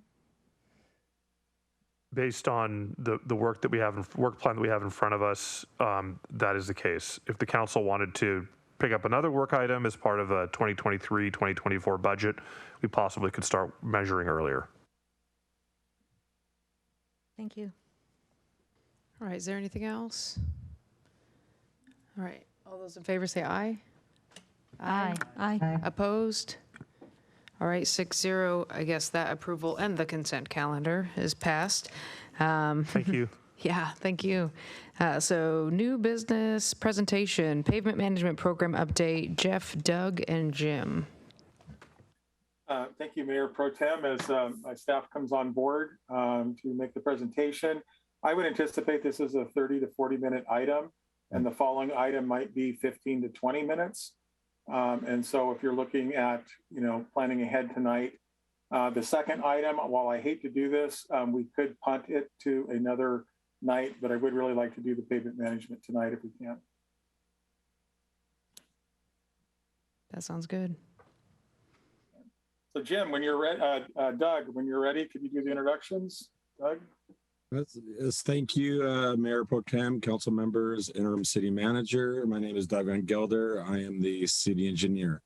The purpose of tonight's presentation is to further update you on the pavement management system, budget considerations, and the relationship with the level of service. Our presenter today or speaker will be Jim Gruber, and Jim, the senior project manager, you can take it away. Thank you. Can you guys hear me? Okay, good, because sometimes I have problems with sound on Zoom. In the interest of time, I'm going to try and consolidate this whole discussion and just touch on the highlights. If there's a lot of questions, we can always just go back to it and hit some more of that information later. So our big effort for presentation tonight is to go over the pavement conditions and some funding scenarios with the goal to start thinking about a budget for the next couple years and different pavement treatment types that we could work into the program. I gotta move, and sorry, I need to try and move. Are you able to share your screen, Jim, or am I missing it? Oh yeah, sorry. I gotta move my screens around. I thought I was sharing a screen. Do you see that now? Share. Yes, it's up on the screen now. Okay. Sorry about that. I can skip over this slide here quickly and just get to pavement conditions. Just a quick reminder, the images down on the bottom are typically what we see for pavement in good condition, satisfactory, poor to serious and failed, where our serious and failed streets are the streets where we start to see cracks and pavement distresses over 100% of the surface area. Poor is the condition where we can typically patch and pave. Satisfactory is the condition where we can just crack seal and slurry seal, which would be a new treatment that we were maybe considering to add in. Our current pavement network, the pavement condition index is roughly at 85. That is considered to be the goal for pavement management. Just touching quickly on this slide here, just want to point out again that the deterioration of pavement is not a linear slope. It's curved, but the pavement will spend most of its time in good to satisfactory condition. Like 3/4 of its life is hanging out in that condition where there's very minimal cracking on it. But once it does get to that steeper part of the deterioration curve, it happens quite quickly. And as it gets lower on that curve, it gets to be much more expensive to maintain. We happen to be right now, like I said, up at 85. So we have quite a cushion right now between that steep slope where pavement degrades quickly and where we're at the moment. I just wanted to highlight this quickly. This is our whole pavement network. There's roughly 200 miles of street that we have. 20 miles, roughly 20 miles is our arterial streets. The remainder, I'm sorry, 40 miles is our arterial streets. It's 20% of our network, and the remainder is local streets. The map, the figure over on the right is the pavement condition for our network streets. The bulk of it now is colored green, which represents good and satisfactory condition. So it's essentially streets with minor cracking or no cracking. And that's over 80% of our network right now. I'll just skip this one quickly for interest of time. This is our current pie charts of our current conditions, and we've split it up into the arterial collectors and the residential streets. You can see again how much green it is there. And one thing I want to point out that arterials are in a little worse condition than what the residential streets are. That has to do with two main, I guess, points of that. The arterials are the streets that we started to maintain earliest in our pavement program or preservation program, and they also receive the most amount of heavy traffic and they receive the most amount of vehicle traffic and the heaviest loads. And so that's why we see arterial streets that they deteriorate a little bit quicker than our residential streets. The treatments in blue are the treatments that we're currently doing right now, crack sealing and pavement resurfacing with hot mix asphalt.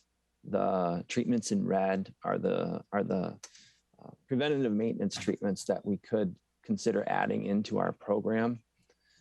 These are treatments that are considered to be sealers of the roadways instead of, I guess, new structural layers to the roadway. They are typically applied when the streets are still in good condition, and they are applied a little bit more frequently, typically anywhere from 3 to 7 years, but they help us preserve the good streets that we have. Skip that one quickly. Skip that one too. We'll get into budget scenarios. This starts to show the charts and the costs of our program if we kept it the way it is, where we're just doing pavement overlays and we're just doing crack seals. To keep it in the current condition that it is, project that we would need to be spending $60 million over the next 10 years. And that includes inflation. So that's averaging out to roughly $6 million a year. That is, I just wanted to point out that is very close to, when we account for inflation, that's pretty close to the amount that we've been setting, the target that we set over the past 10 years of averaging $3 million a year. If we let our network condition drop down to 72, which is what it was roughly 10 years ago, we would be looking at spending $3 million a year. Current program, wanted to point out, main thing to touch on here is that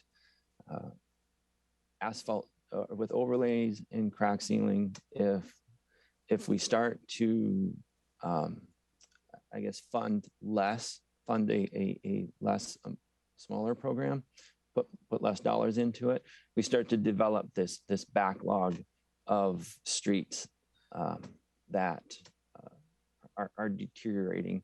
And I guess the thing to point out is that continuing to invest in it keeps that backlog of streets that are failing to a minimum.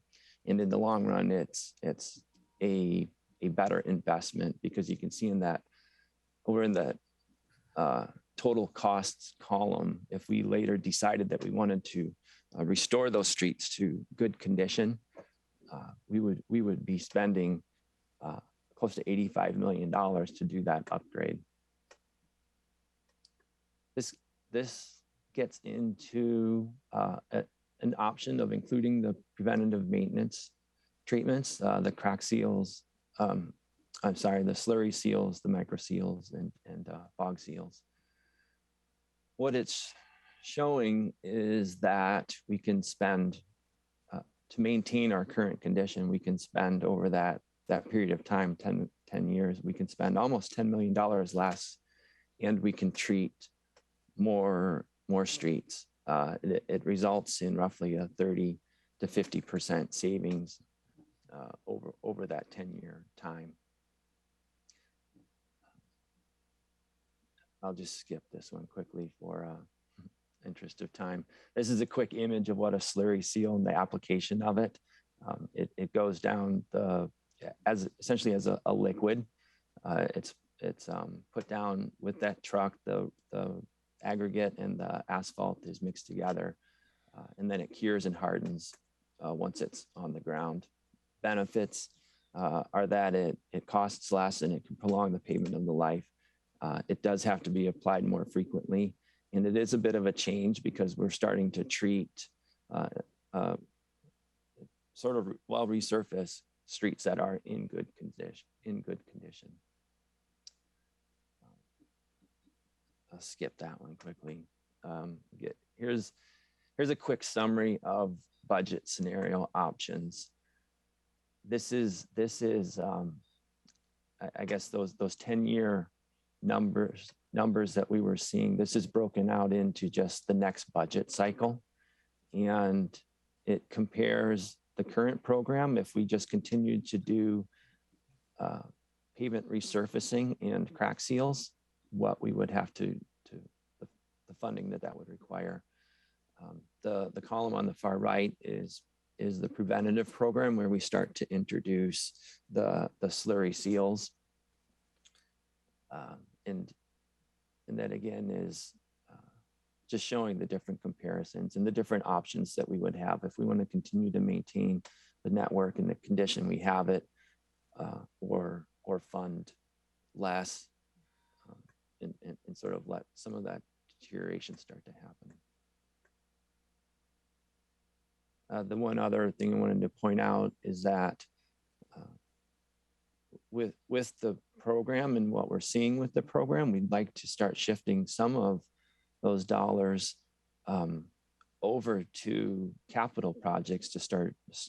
We have, I think we skipped over that before. There's roughly 8 miles of street in our network that are in poor that range from poor to failing.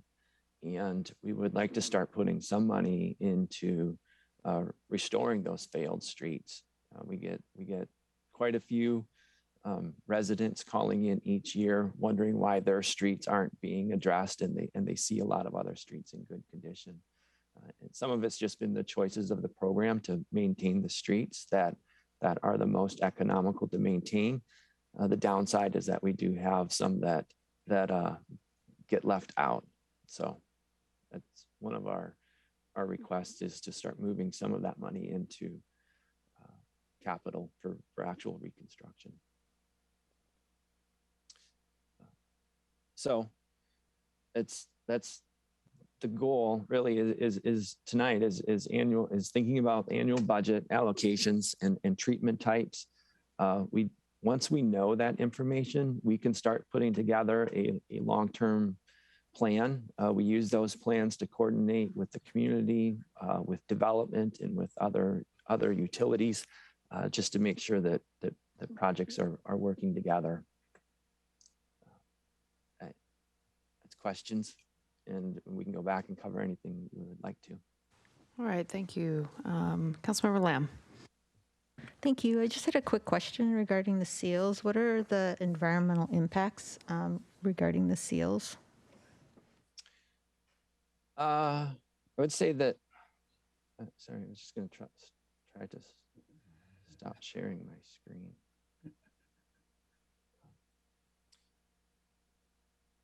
The environmental impacts that are probably just that we use less pavement. There's the materials that are in the seals compared to the asphalt that we would be doing, the hot mix asphalt, the resurfacing and overlays. The materials are all the same. So it really just comes down to funding and long-term sustainability of the program. Thank you. Someone just stopped sharing my screen.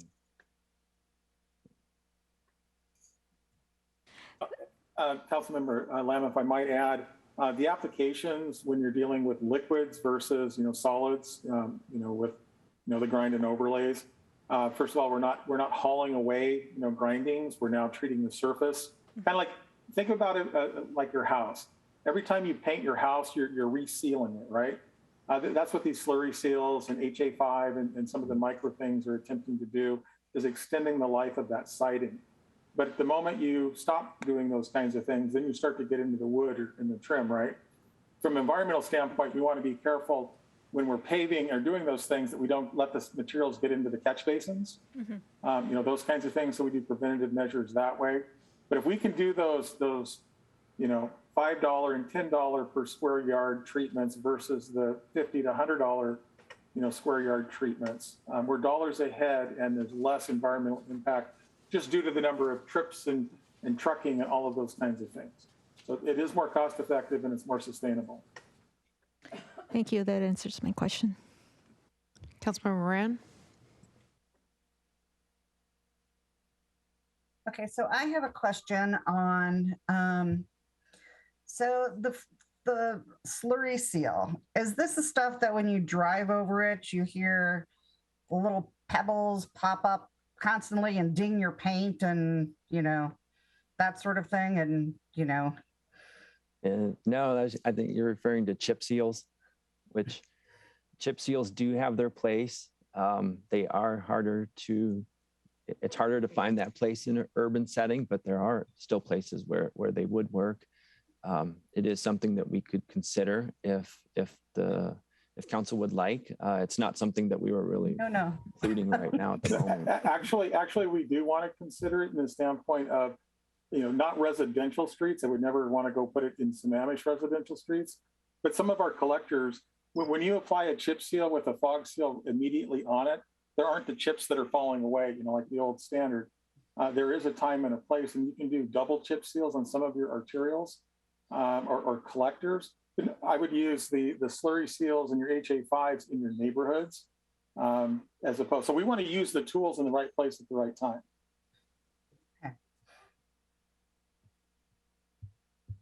All right, do I have any other questions?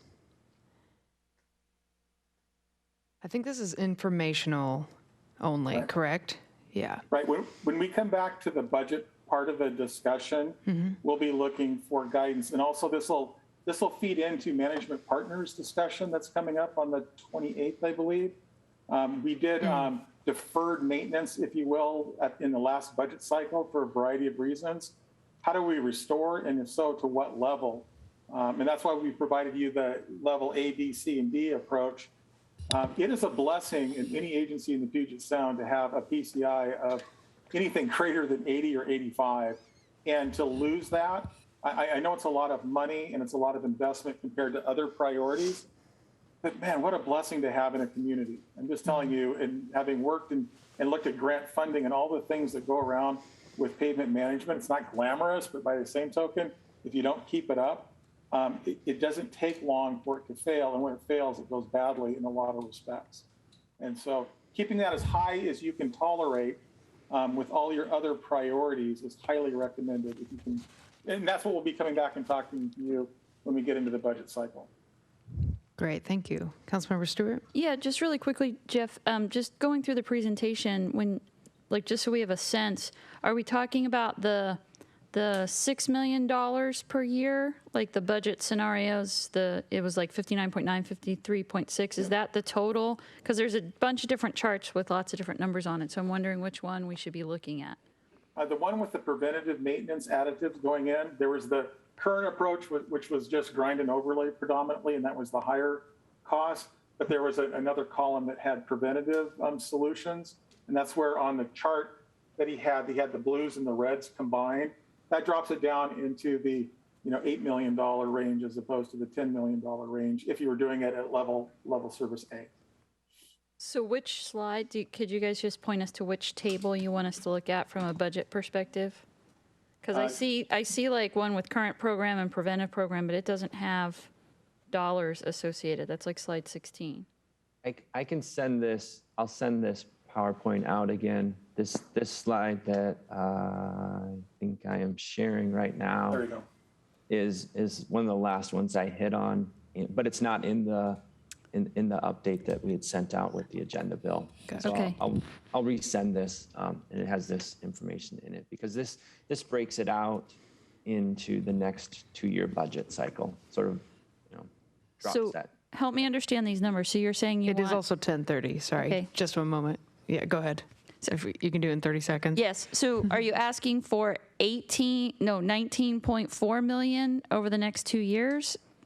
No, this is the full 2-year cycle. So it's that divided by 2. Okay. For each So year. 5.5 million. So up from 3. Okay. Thank you. Yeah, which really just accounts for inflation. All right, it is 10:31.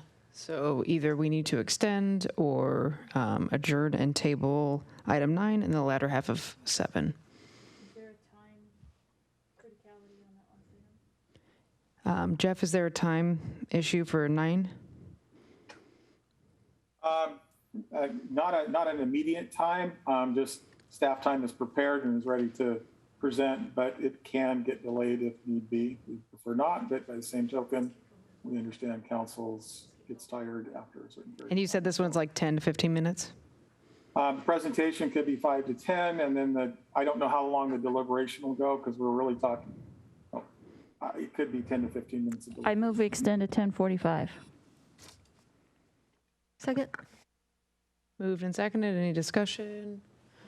All's in favor say aye. Aye. Opposed? Nay. Nay. All right, 4-2, please continue. Jim, ball's in your court again. All right, I'll share my screen quicker this time, I think. This is just a quick update discussion on one of our projects that we did have on our list, on our work plan list today. It's typically, you'll see this on project tables, is TR 45. Specific location is Southeast 32nd and 244th Ave. That's located on the southeast side of town, if you know where Beaver Lake Park and Klahani Park are at. This was an intersection improvement project. It's a concurrency intersection. So to meet concurrency, the requirement is that stop signs have to be added to all sides of the intersection. It's currently just a stop control, a single side stop control. So 30-second traffic that is approaching the intersection on 244th heading south has to stop. Traffic that's on Southeast 32nd currently has free flow, and so we would be adding stop signs to it. One of the goals of that project in the scope was also talking about pedestrian improvement projects, and the budget for those improvements was set at $150,000 for the total project. But as we got into better defining that scope and needs to do the pedestrian improvements, we recognize that more pedestrian improvements should be done. If we're going to do permanent improvements, we should do more than what the $150,000 budget allowed us to do.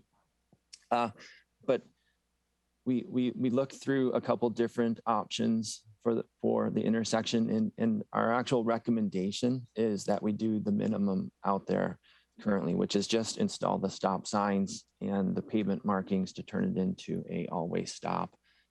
That cost for that for that fix would be less than $10,000. We do have a range of options that we could look at quickly that would go all the way up to $500,000+. This is just a quick graphic of the minimum improvements, adding stop signs, stop bars, and crosswalks. So there would still be a pedestrian crossing right here connecting the Klahani paved trail to the non-motorized, the sidewalk that we installed a few years ago for the non-motorized improvement on 244th.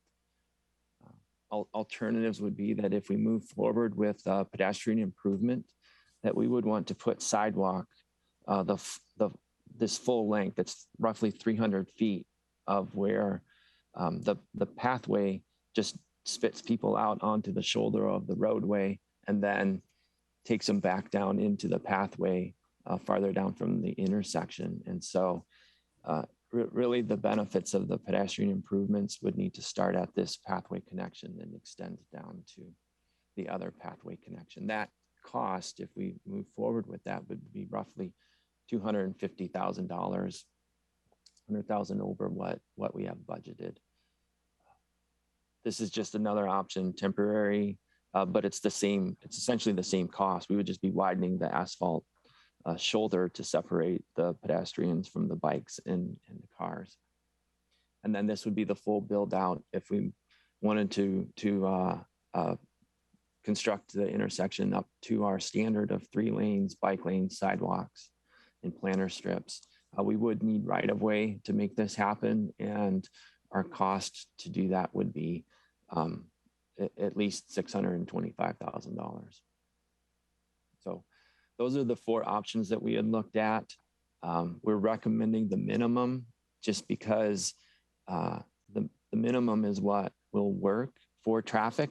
There are some beneficial improvements for pedestrians because the stop signs are requiring cars to slow down and interact better with pedestrians that would still be using the shoulder. Let me just scroll back to that. And then the benefit of this would be to just do the minimum now would be that we can wait, we can monitor the intersection, see how well it's performing. Worst case would be that stop signs actually have an adverse impact on it, and it would trigger a traffic signal at that location, which would require a significant upgrade at that point.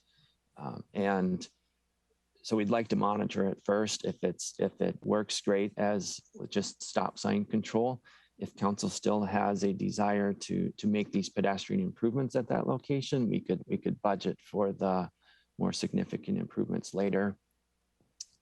And then in the meantime, there's $150,000 that was budgeted for this project that could be reallocated to other capital projects. So that's it in a nutshell. I guess we're looking for some, I think, a head nod at this point, whether or not we just continue with our minimum to install the stop control and push off any pedestrian improvements. Councilmember Stewart? How long would you have to monitor it before you would know if it needed to be upgraded to a signal? We would start with a year. A year of effort would give us it would go through a whole cycle of school vehicles. Drivers would get used to the stop control condition, and we would have a better idea at that point whether or not we need to make more significant improvements or whether or not pedestrian improvements could be compared with the other needs throughout the city. How close is that to the school? It's roughly a mile away from the school, maybe probably a little bit less than a mile. There are some students that do walk from here. So I've run on that section of road before, and I hesitate not to put some sort of a pedestrian there because there are trails that we could connect, and it's a little perilous riding along that shoulder. And again, if we're trying to encourage people to walk and ride, especially if there's a school. So between options 2 and 3, they seem effectively to be the same from a pedestrian standpoint. It's just one's a sidewalk and one's kind of just the asphalt. Is one less expensive to maintain since they both had roughly the same price tag? No, it's similar maintenance. I'd almost say that the sidewalk is probably easier to maintain because it just keeps the sidewalk up off of all the dirt and debris that happens on the roadway that gets collected in the curb and gutter, and the sidewalk actually would stay a little bit cleaner. All right. My inclination then would be to go with option 2 because we're trying to encourage people to get out of their cars. Councilmember Howe?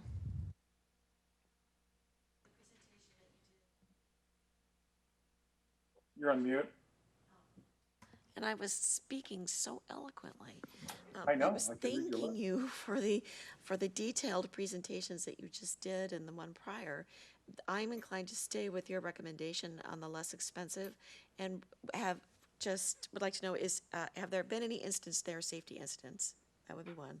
And number 2, is there a way to be a little bit protective of the sidewalks, like with a little bit more of the plastic screen things to just kind of have pedestrians stay on that side so that people get used to the sidewalks? And is there enough pedestrian traffic to even warrant having a pocket with flags? The crosswalk currently has rapid flashing. Okay. The lights, it is a lit sidewalk at that location. There is a decent number of amount of pedestrian traffic through that stretch, and those little white delineators, we can put them up. Those come with trade-offs too, because it makes it a little bit harder to keep that shoulder clean of debris, and it's harder for snow plowing in the winter months also. I see. So that's one of the struggles that all of those they come with trade-offs, and also to Council Member Stewart's point, another thing that could be done is this corridor section could be looked at in a little bit more detail There are some more gaps along this corridor, sidewalk gaps, and we could, I guess, do a little bit more consideration in comparison with the other areas that we have gaps within the community as far as how this rates and you know, I guess look at priorities for locations. Thank you. Councilmember Train? In favor of the minimum, thank you.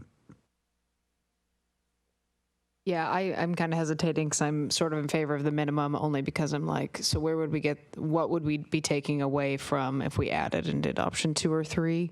I think I'm kind of interested in what you just said, maybe a prioritization of these sections, you know, sidewalks.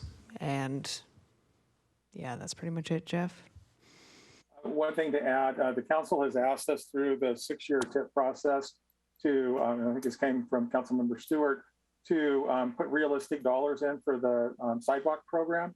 And so when we come back with that presentation, I sent you an email memo kind of outlining what the general costs are and kind of levels of service.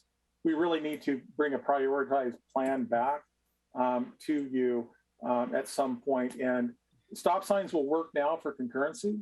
And, you know, as Doug is shaking his head, he was sending me that little note.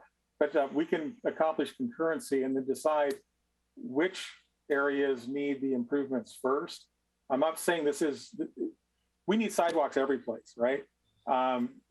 There's just, that just goes without saying, but we can accomplish one task for sure, and then circle back when we have the program in place. And if this one fits, we already know kind of the options. We have the interim versus long-term solution concept laid out, at least at this location. Otherwise, we need to find some more money and figure out how to make that work. But that's the 2 cents I wanted to add to the conversation. All right, thank you. We do have 2 minutes left. Councilmember Lamb? I'm in favor of option 1 as well. My question is just on the sidewalk. This is a really small segment of sidewalk, and I know Beaver Lake Middle School is up ahead. So between the end of this sidewalk segment and where Beaver Lake Middle School is that entire section without a sidewalk? Yeah, I guess, yes, technically it is without a sidewalk. The Klahani development has that paved asphalt pathway, but it's off in the trees. You know, and sometimes that's a good thing and it's a bad thing. There's a lot of people who prefer to be out next to the roadway where they're visible and don't want to be in that secluded green space. So plus it's harder to meet ADA requirements. The pathway wouldn't meet ADA requirements. There's a lot of trip hazards out there from tree roots and slope requirements that don't meet ADA. Okay, but what you're saying, Jeff, is that we can relook at it when we look at the sidewalk program? This whole corridor has gaps, you know, throughout it. And, you know, when we look at the whole program, definitely would come back as either a piece by itself or continuity with a larger project. So there is an opportunity. It never goes away until it gets built. So. All right, great, thank you. All right, Councilmember Moran, we have probably 30 seconds. Okay. And my 20-year dream for the city, I want to see sidewalks everywhere. But for this project for right now, probably doing the minimal until we get a priority system for where the sidewalks need to go or to closest to the schools. And see how that falls. All right, I don't see any other hands. I think you guys are looking for direction. Is there a motion? Would anyone like to make one? I move that we consider the minimum option as recommended by staff. I'll second that. All right, moved and seconded. You want to speak to that? Any discussion? All those in favor say aye. Aye. Aye. Opposed? Nay. 5-1, that passes, and I will entertain a motion to adjourn. Second. Moved, seconded, no discussion. All those in favor say aye. Aye. Opposed? All right, 6-0. Thank you all. We are adjourned. Thanks, Karen Moran.